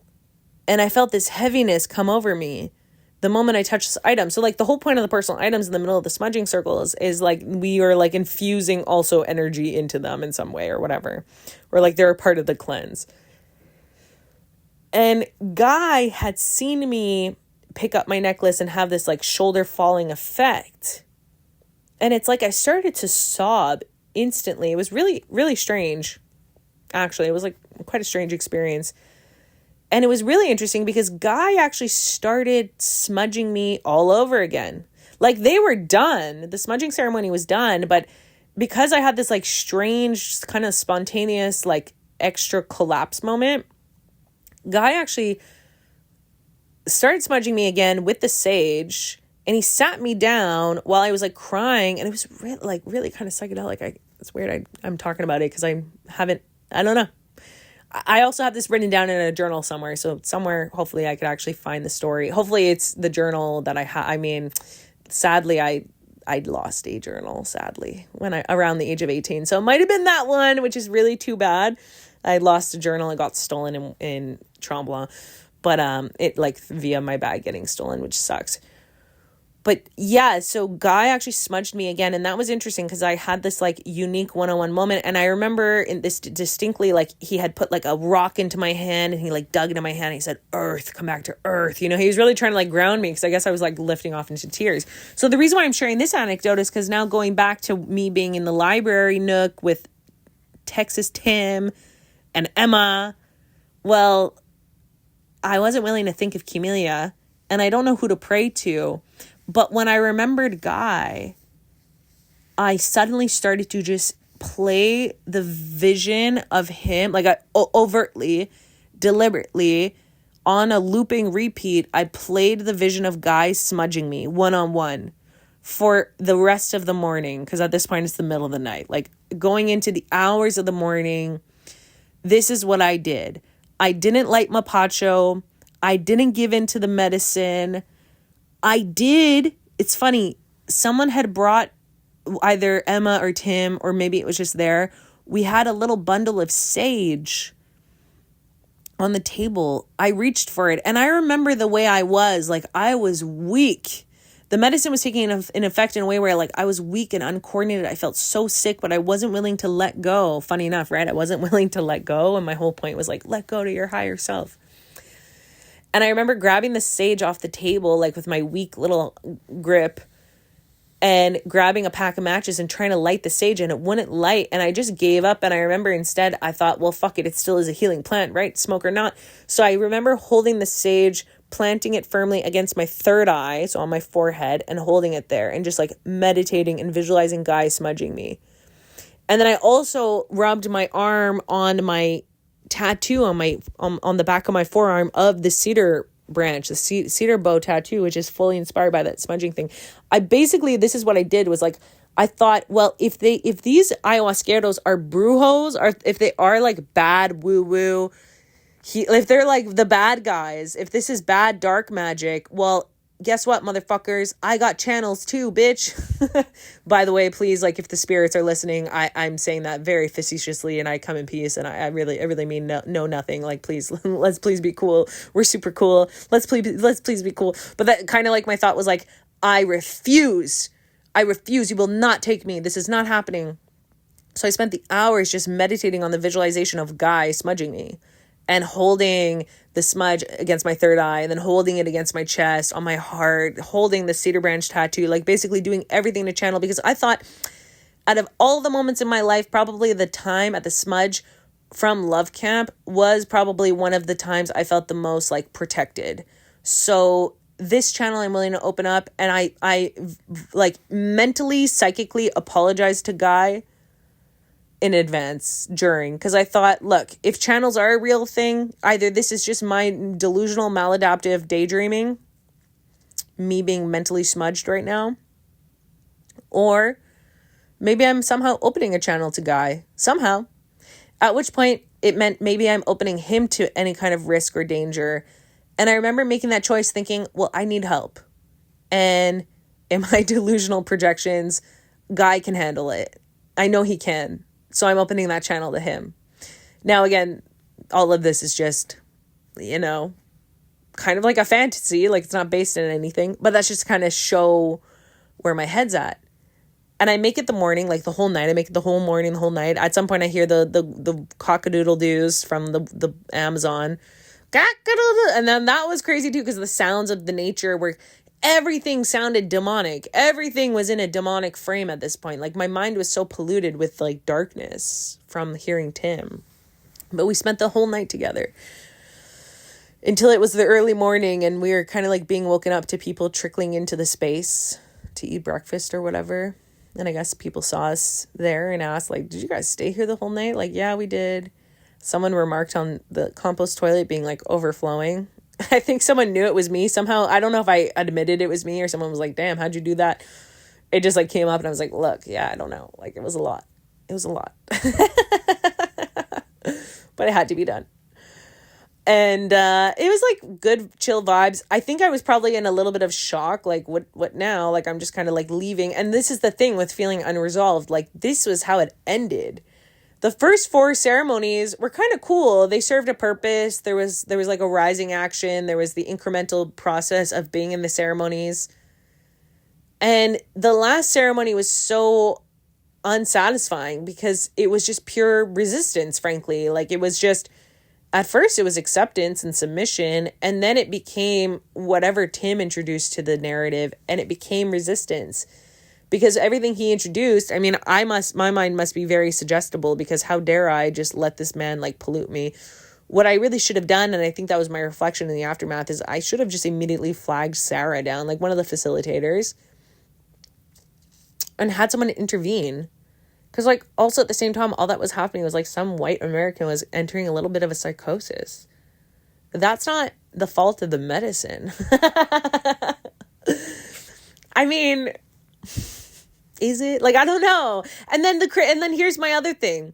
Again, it's a hot take to say he was under spiritual attack. That shit's not confirmed in any kind of way. But in some sense, the way I can entertain it mentally is, well, I mean, shit. If those healers were going to spiritually attack anyone, for sure they were going to spiritually attack Texas Tim. I'm sorry. I'm not saying Tim deserves that. I really am not saying that at all, because I don't know him like that, to be honest. I'm not saying he doesn't deserve, like, I don't know. I'm not saying anything.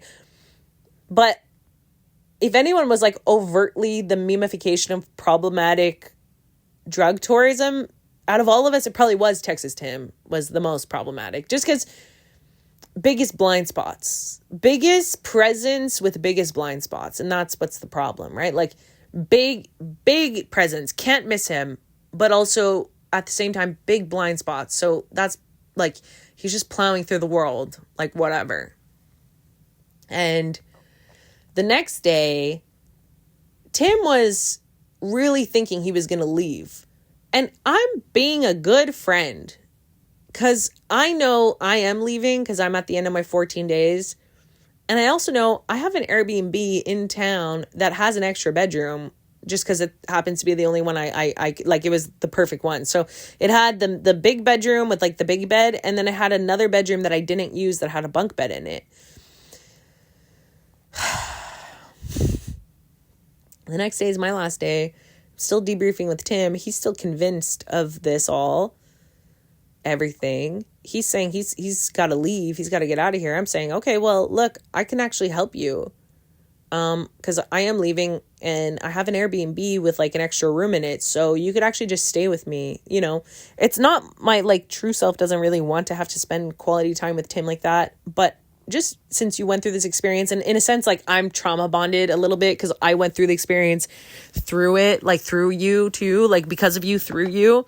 Well, okay, how about we head back to my Airbnb together, and then that way you can get away from this, you know, because he was feeling really afraid.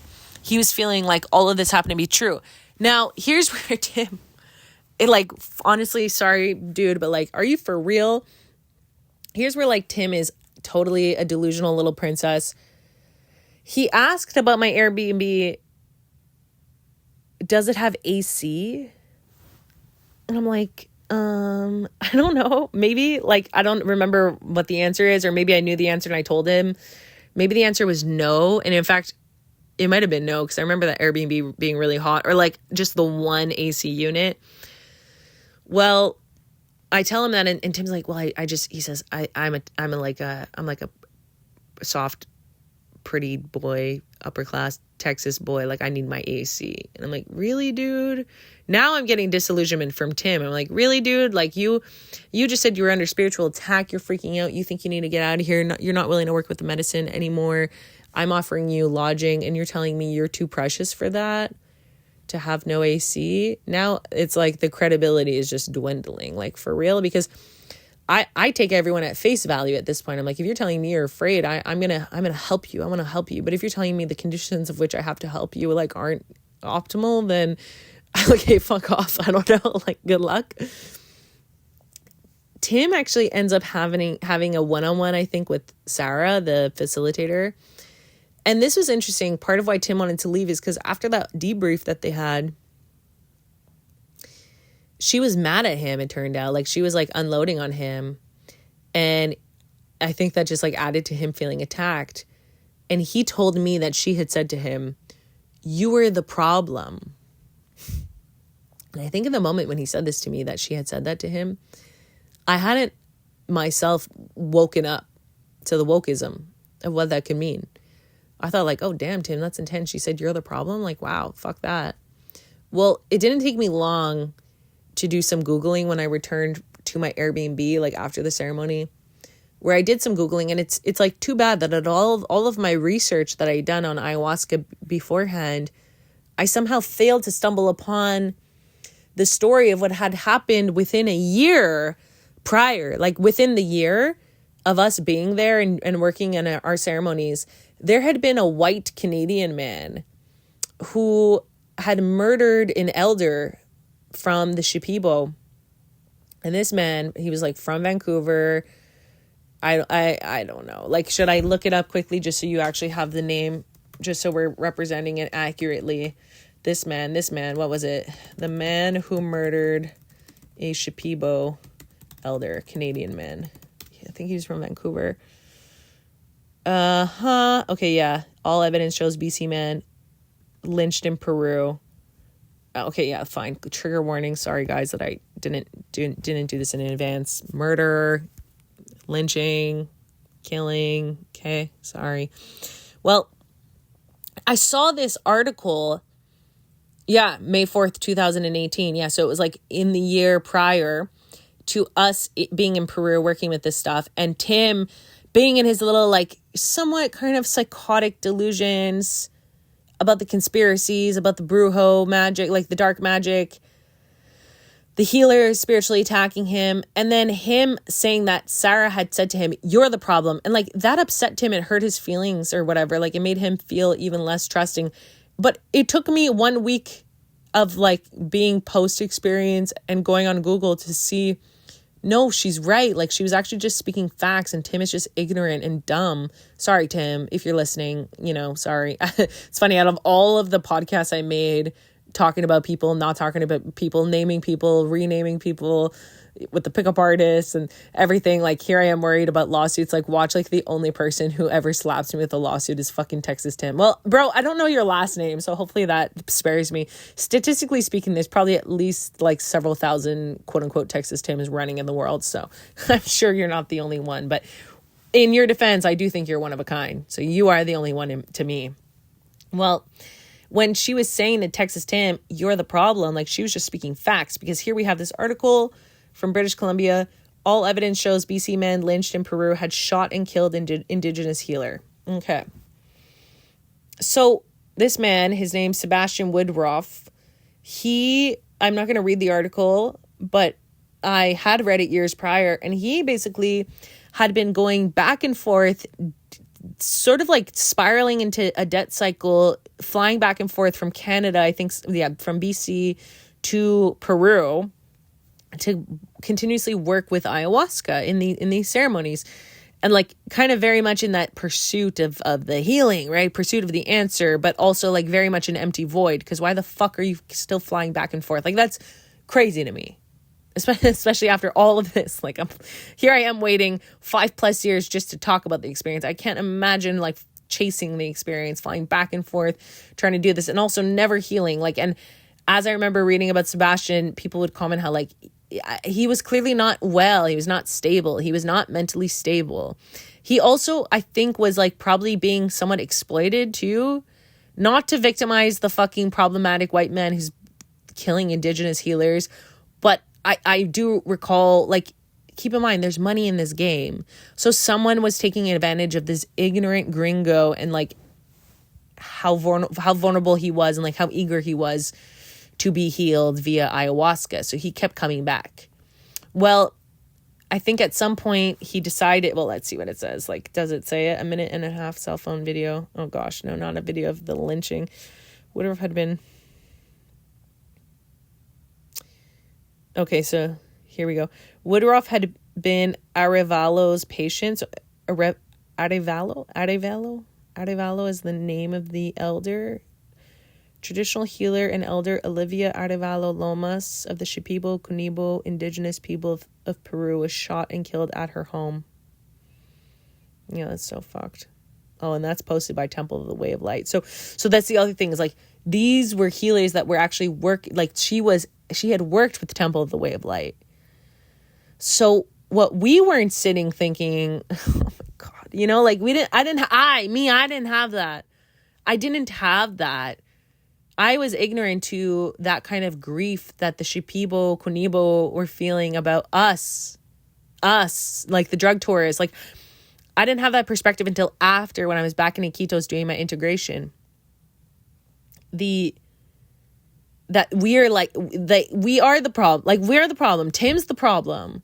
This guy, Sebastian Woodruff, is the problem. And so it says here, Woodruff, it says Woodruff had been Arevalo's patient, and her family believes he killed her because she refused to conduct a ritual in which the hallucinogenic Amazonian plant brew ayahuasca is used for healing and spiritual growth. So whatever. Apparently there's some weird refusal or dynamic between them.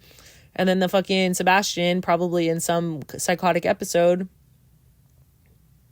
goes blazing a trail into, I think, like a community where only the Shipibo are, frankly. And he kills this elder. Okay, so then here we have investigators are searching for 2 people believed responsible for Woodruff's death. Okay, so he kills the elder, and then what happens? Villagers had accused Woodruff of killing Arevalo in the region of Ucayali. Sorry. A mob allegedly killed him for revenge, according to Peru's Interior Ministry. I mean, like, yeah, I don't know what to say. Fuck, like, I can't imagine doing anything differently, and I'm sorry. That means that I'm in some kind of like violent frequency myself, but we know I am. I'm openly fascinated with revenge, and you come in and kill an elder woman, an elder healer. Oof, come on, bro. How are you not getting lynched?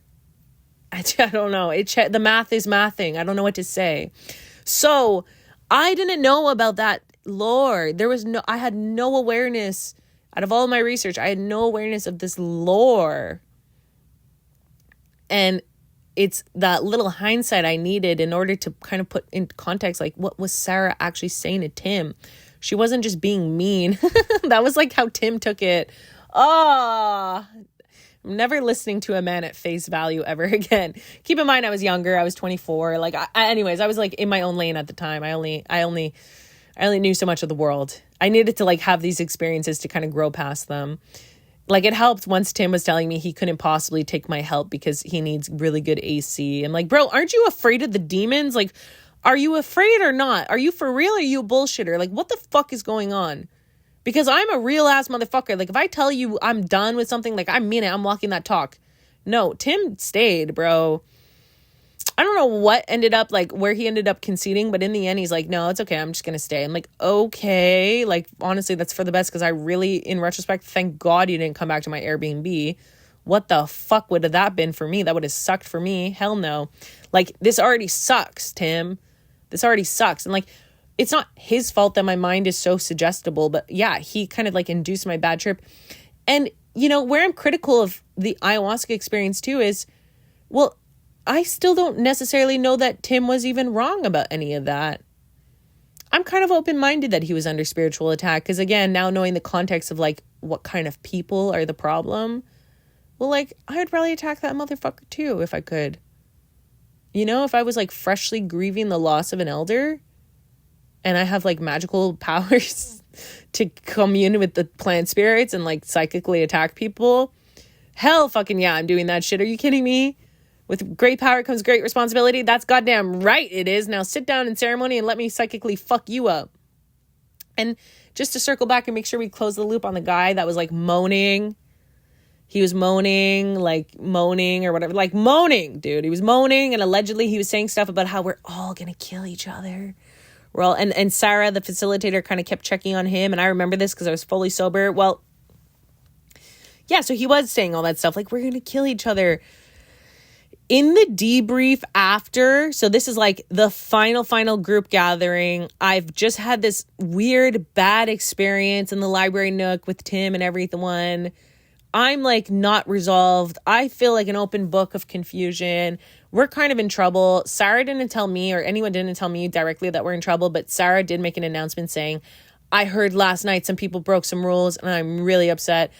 I didn't get spoken to, though. I don't know if Emma did. Tim was spoken with, obviously. Granted, I was leaving. In my defense, I was just, like, offering a supportive container for someone going through a hard time. I know it's breaking the rules, but that's kind of how I lined up the integrity. Is it broke the ayahuasca retreat rules, but it didn't break my rules. So my rules took a precedence, I suppose. My rules of being a supportive friend. The next day before the big group share, I was saying, since I felt so kind of, like, unresolved and confused, I said to one of the other people that I was there, like, one of the other men, older man, an Australian man, I really liked him. In case he's listening. Hi. I really liked him. I told him, like, oh yeah, for the group share, I don't think I'm going to say too much. I think I'm just going to thank everyone and move on with my life. But the thing is, I'd had these, like, iconic group shares leading up to this moment. And this Australian man, he had insisted, like, nah, I want something better than that. Like, he wanted me to have my final, like, hoorah, my goodbye. I'm like, okay, well, you know, Call of Duty. So in the group share, this was the one where I decided I'm going to have, like, my parting speech. And I won't even get into that, but I really, instead of making it about ayahuasca, I just made it about the experience of, like, connecting and seeing each other. And I got a lot of feedback after this, without spoiling it. I just got a lot of feedback from people saying they were really moved by what I said. And I felt really moved by what I said too, because originally I was going to say nothing because I felt so frazzled and unresolved from that fifth ceremony being kind of, like, bad and us being irresponsible. But I wanted to also say something of substance regardless of the ceremony, and I did. And I felt good about that. But I never quite felt good about how the ceremonies ended. I just knew, like, well, I'm glad my mind is still intact. But as I said in the first episode, remember, it's almost like because I didn't have this fully transformative, like deep identity level change, the way I finished ayahuasca, I felt like, well, I'm still the same fucking person. But that's a good reflection in a weird way. It was initially disappointing to have that reflection because I can't believe I came all this way, paid all this money, put all this psychic attention into this experience to just be the exact same person. And yet the silver lining is I can't believe I did all of this and I get to still be the same person. Like that speaks to some sort of resiliency of my mind. Like I feel really strong because of that. Like it made me feel like my takeaway from being able to what I thought was like withstand evil forces and channel this kind of like a mental healing, smudging prayer moment for a discipline of hours to protect myself from the dark spirits that Tim was speaking of. Well, like I felt a lot of strength in that. So I did leave the experience feeling like a stronger person. I felt like a stronger person. I felt more resilience. I felt like not even the dark spirits can get me. But also, what? You mean Tim's interpretation of something that didn't actually happen? Or it did? I don't know. But when Sarah told him you were the problem and it hurt his feelings, what I didn't understand is, oh, it's just like a fragile, problematic white guy from Texas getting his feelings hurt when she actually was just doing literal real talk. I just lacked the context of what she knew, which is, yeah, it's guys like Tim. It's people like Tim. It's people like Tim who fucking lose the plot. I mean, again, I don't want to point fingers at people who are literally losing their mind in psychosis, I guess. Like, I don't really want to. I guess you don't always know what could happen. And then when you start working with entities such as ayahuasca and you have some sort of predisposition, like, I don't know who's responsible at this point. But like, most definitely, I don't blame the Shipibo for instance, this guy, Sebastian Woodruff, for his psychosis. Like, he was probably just a really unwell man. And someone kept enabling him with the experience to like engage with ayahuasca when he was unwell. He's going back and forth, his life crumbling. He's spiraling into debt just to be able to keep going to Peru. Like that will never be the answer. And just like it's a similar perspective having worked in the self-help industry. Like some people are self-help junkies. They just keep coming back. Like when is it enough? When is it enough? And it's people like that are the most vulnerable because they don't have that threshold of perceiving the when it is enough or what it would take to be enough. And so they just keep coming back, which is great for the self-help's profitability, or for like the drug tourism of ayahuasca. But it also just says like how careful one has to be. And, I've been reluctant to even discuss this experience also, not just because I'm critical of how, like, and keep in mind also, we broke the rules, we were out of integrity. So any bad trip elements that could have possibly happened, like I can only point that finger at me. But I've been reluctant to talk about this experience because at the same time, I don't want to add, like, while I'm here speaking out on the drug tourism, I just mean like the exploitative nature of it. I'm sure there's a responsible way to do this, to work with the right people, to work with the right healers, to like basically be working with in contribution to the Shipibo Kunibo, like to actually be doing this correctly. And possibly Temple of the Way of Light is one way, like the retreat I went to is one way, because I think that they're probably lesser of evils. And I don't mean to even put them on the spectrum of evil, but it still is that framework of, I'm quite sure, capitalism. Like, I doubt these people are breaking even. I don't know. I really doubt it. I'm sure they're profiting. I'm sure it's kind of like a little bit of a money machine, but they did their part too. They have their volunteer aspects, like they give back also. So it's not totally bad vibes in that way. But what was my point? My point is, I'm tired. I worked with this ayahuasca, and yeah, it's not that it's like an evil experience or evil plant. And I mean, this is my point. See, it always comes back to me, even without a script.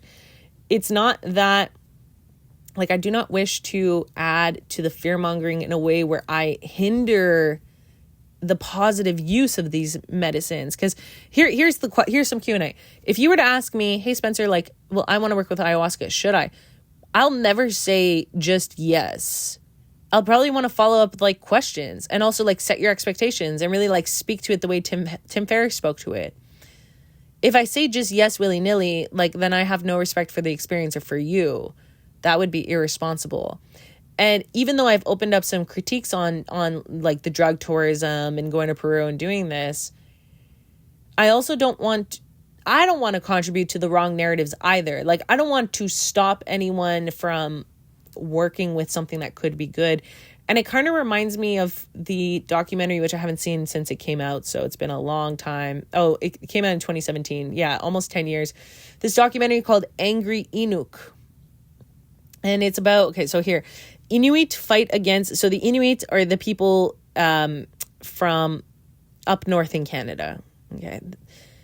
The Inuit fight against anti-sealing campaigns and the EU ban on seal products, highlighting the importance of sealing for their culture, economy, and food security. So there's this documentary that came out in 2017 called Angry Inuk, and it's very interesting because it kind of like explores this spectrum of the lesser of evils and such, and like how like someone's quote unquote good intentions can be actually like bad or harmful. And so in the case of the Angry Inuk documentary, it's that when the EU had a ban on seal products, very much in relation to whatever pro-animal rights group being like anti-sealing, and really portraying like this visual of like abusing little baby seals or whatever, it became super problematic because who did it affect?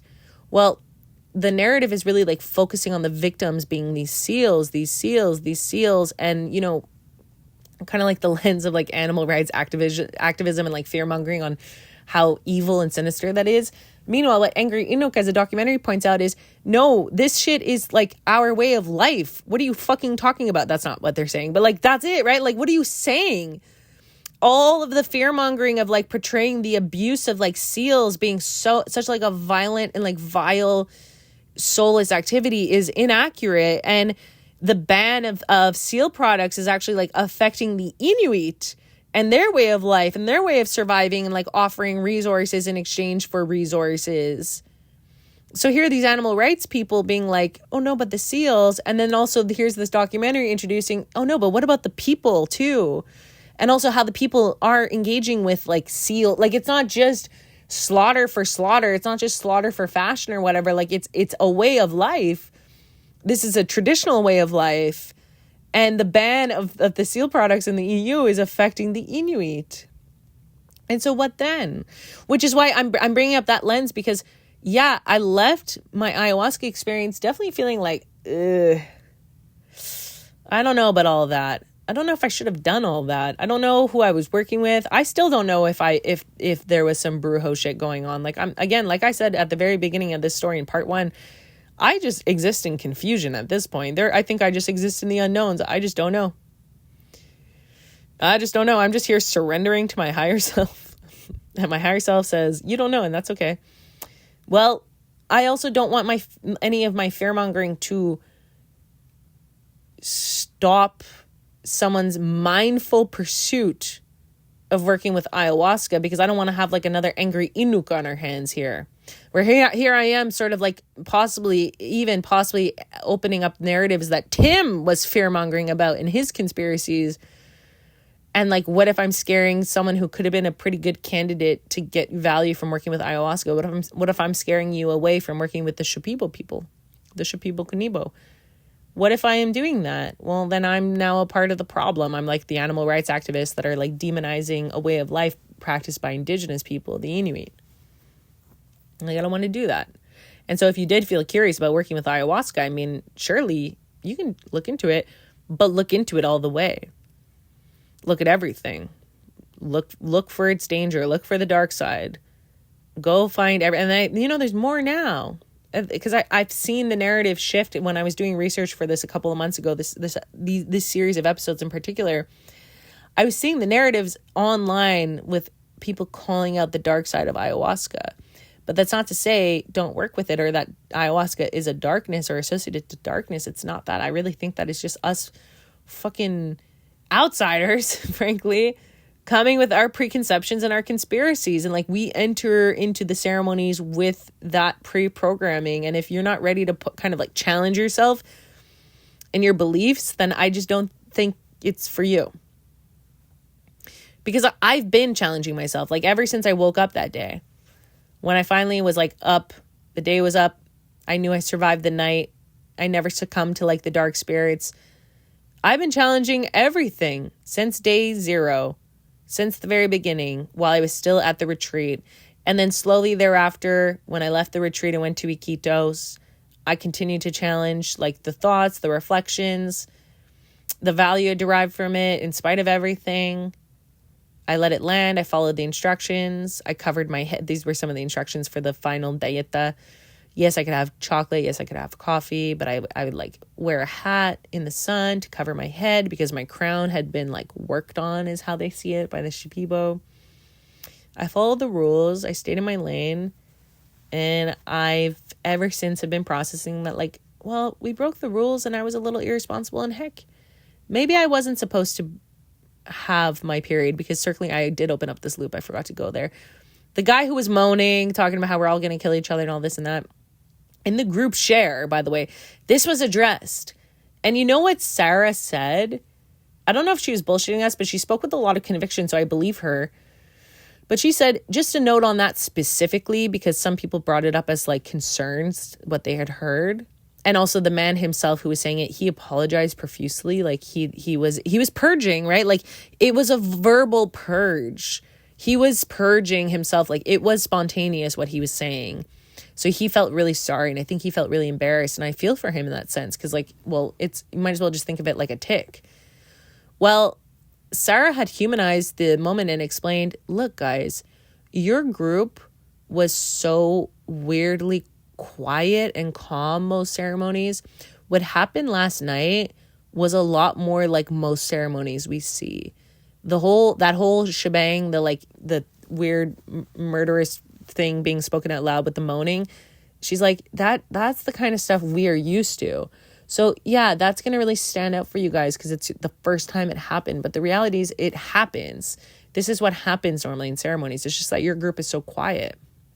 So I don't know if that's true or not, but that's what she said. Like that's actually normal. That's some normal shit. So in the end, I actually don't think there's anything to worry about, really. Like I would work with ayahuasca again. I just wouldn't really seek it out. It's very likely I'll never touch ayahuasca again. But it's also like I'm so likely to say yes if an interesting and compelling moment were to present itself. So there's also the possibility that I do. It's kind of like winning the lottery. Like, will it just find me? Because when it finds me, I'm going to believe it's meant for me. And if it never comes to find me, I'm not going to go get it. I'm not going to go looking for it. Because I think if I go looking for ayahuasca, I'm just going to be repeating that experience. And then how different am I from Sebastian Woodruff or whatever the fuck his name was? I'm just some fucking Gringo going back and forth looking for my answers. Well, no. I got my answers. I got my answers the first time. I felt relieved to just be me at the end. And you want to know what? At the very end, like end of Peru, everything. So I spent my time in one Airbnb. And then for the final few days in Iquitos, I actually changed to like a nicer Airbnb with this view of the water, kind of as a treat to myself because I was on vacation in my mind. I thought, okay, well, I did integration in the first location, which was cool. It was in the middle of Iquitos. That was cool. I actually really liked it there. And then I changed to a more luxurious pad with this like cool nature view of this like river. And it was just really nice, like really a good quality place, really bougie. And I enjoyed my time there. I was doing so much journaling. I actually kind of started working on a program there too. Funny enough, like I worked on ayahuasca, and at the end of it, I thought, I'm going to launch my own thing now. Like I remember I had been doing digital marketing, working for influencers. And after the ayahuasca flop, I kind of thought, well, if I'm just going to be me, then I might as well just discuss the formula of transformation and change through being me. And so I started actually scripting content for a program that I'm still probably going to launch. Isn't that funny? I have a program that's like years in the making. It's called Resolutions. We'll get there. There's a reason why throughout the episodes of Show Ahora, I'm often, if you pay attention, if you were to go back and listen, you would hear me now. You'll notice it now. I usually use the word resolve to this, resolve to that, resolution. Well, low key, I'm just being a marketer and I'm incepting your mind with plugging my future program, like Resolutions. I'm going to launch it really low price, really just to honor my initial vision. Like when I first got out of the ceremonies, I started working on the framework of Resolutions and I want to launch it. But I think in the last few years, I've been living it. I've been really trying to think, how do I come correct when I launch this thing? Because when I was fresh out of ayahuasca, that was not the answer. And if you want to know more of like the timeline of what happened, like once I got out of ayahuasca, I thought, okay, well, I'm ground zero and I'm unemployed. No, I did not go back to work with Vlad. I told you you wouldn't have to hear his name again, but there you are, hearing it again. No, I did not go back to work with Vlad. I kept my distance. He tried to get me back. I almost went back because I didn't know what else to do. But in the end, I had another opportunity sweep me up, and it felt very serendipitous. And I felt like, again, Call of Duty, like I was really being summoned to my next lane of life. And that was like my other marketing job that was good for a while before I was hit by the car. I never went back for Vlad. So like aspects of character development did take place. It always felt very rooted in me. It's like the resolution is like, that is the answer. Like I have all the answers. Everything is happening in the framework of my body. And I really cherish the experience of working with ayahuasca because I do feel like it's made me stronger as a person. I feel like in some moments I went into some sort of like psychic hell realms and I came out and I was okay. And at the end of everything, as I was going to say, I got to see the other people who were on the 28-day program. I met up with some of them for dinner in town. So I really saw some people, and I have to say this was interesting. There was one woman, her energy was always very noticeable throughout the experience. She was slightly older. She was kind of pointy. That's how I would describe her energetically, a little pointy. And it was so interesting because when I saw her again, when she was done her month-long experience, and I saw everyone in town after, well, this pointy woman, she looked so different, like light just beaming from her eyes. She looked like she had changed. Physically, she had changed. I was in a shock, like, wow. You know, it was just so noticeable. Well, as beautiful as that was to see and as valid as that was, I also must say in this we have a WhatsApp group that all of us are a part. It's dead right now, but like we're all a part of this WhatsApp group. And that woman, a few months later, she messaged us saying, because she had a drinking problem, she messaged us saying she had relapsed and she's like back in this dark hole, this dark place, which is sad. And I hope she's doing all right. But that added to my sort of thought of like, well, I'm glad I never really had a deep identity level transformation from ayahuasca. I never had that. And the reason why I'm glad is because that means I never had to fall from grace. Like that woman fell from grace. That's basically how she expressed it, right? Like a relapse. Like she looked like a completely different person after the experience. And then months later, she was at ground zero, if not maybe lower, because relapsing is very painful for people. And so my reflection, should you work with ayahuasca? Probably not. Like, do you need to work with ayahuasca? No. Is it like the cool thing to do? You know, like the Maxes of the world. Who's Max? Well, I was talking about him in the Pickup Artist episodes. Like the Joe Rogans of the world, the Maxes, the whatever. Like, should you be like those guys? Actually, Joe Rogan, I don't think ever has worked with ayahuasca. That's his one thing. He's had guests. It's his guests. Joe Rogan, I think, has smoked DMT. That's his story. But he's not worked with ayahuasca yet. That's my understanding. Or at least last I checked, which was years ago, because I really don't pay attention to that man. But last I checked, that was it. But his guests, like they come on, they sensationalize the experience. They talk about becoming jaguars. They talk about becoming venomous snakes. Like they talk about these weird things. And I'm not discrediting, like, of course, these things probably happen. They talk about grandmother ayahuasca and being embraced or protected by her, or being saved by her, or whatever. Like, okay, cool, bro. Here's the thing. If you're going to work with ayahuasca, if you have any kind of predisposition to anything, even magical thinking, because that's where I align, really think about it. Really think about it beforehand. Take your time. I took years I took years from the age of 21 to 24. That's how long I took to think about it. I mean, at some point I was signed up and the ship was sailing and I knew I was just doing it. I was committed, but I took my time. I did my research. I did crazy research and I made sure I went for the best possible experience I could gain access to for my own safety. And I followed most of the rules, except for the rules I told you that I broke. But everything thereafter I followed. You know what? Actually, I want to share one little rule I broke. I was still in my post-ayahuasca dieta, and I think I wanted like a sweet treat, like a week later.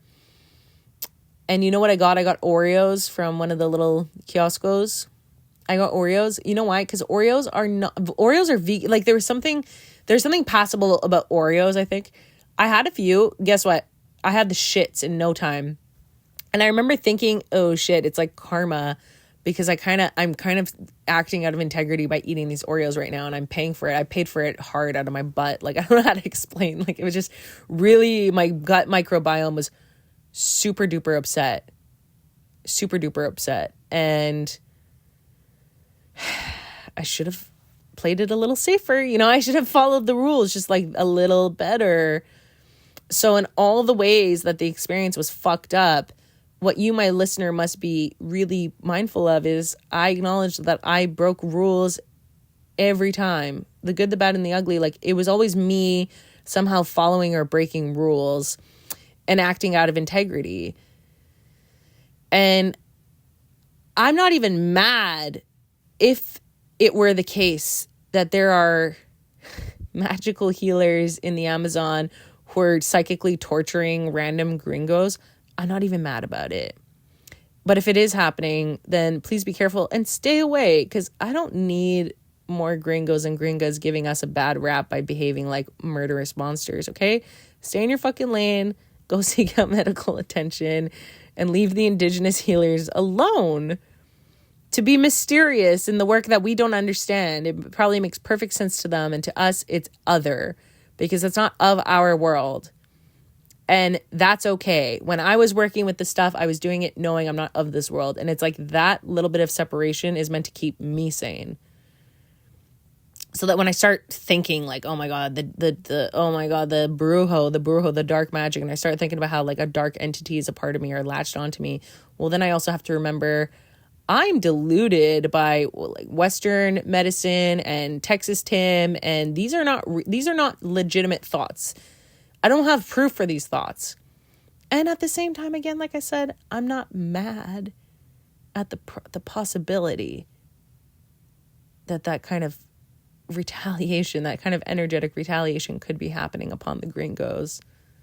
So be it, you know? Pick the target, get your pick of the litter and get them. Was it Texas Tim? Texas Tim was your target? Can't blame you. He's okay, by the way. Last I checked, obviously I don't check often, but a few years ago, I saw him active on WhatsApp. He seems fine. I'm sure he's just fine. I know he had Bitcoin. I'm sure he's just fine. That's the ayahuasca story.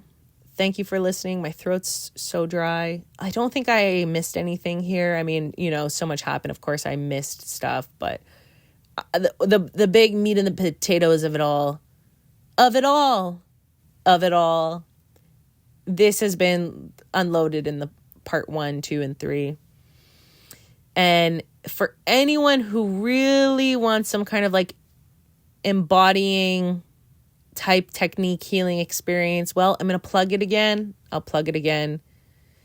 After I finish my first 10-day Vipassana meditation retreat in 2023 in Argentina, I remember thinking, I should have just done this.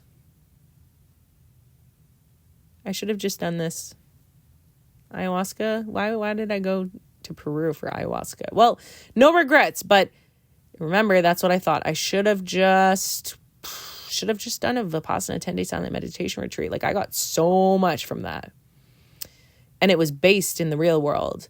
That was the issue with the ayahuasca, is it felt easy to kind of compartmentalize because it's almost so separate, because it can feel really other, it can look really other. But the experience of sober meditation and observing the sensations of your body in the framework of your reality through the framework of your body, well, that's extremely accessible I can rock with that. And I found the value to be it just gave me more than what ayahuasca gave me because I can make sense of it. So if you've been listening to all this and you want to hear, where do I point you? Should you go? Should you go to Peru? Should you let Tim Ferriss invite you? Tim, hit me up, Tim. I come in peace. No, but for real, I really would love to chat with Tim Ferriss one day, bucket list type of thing.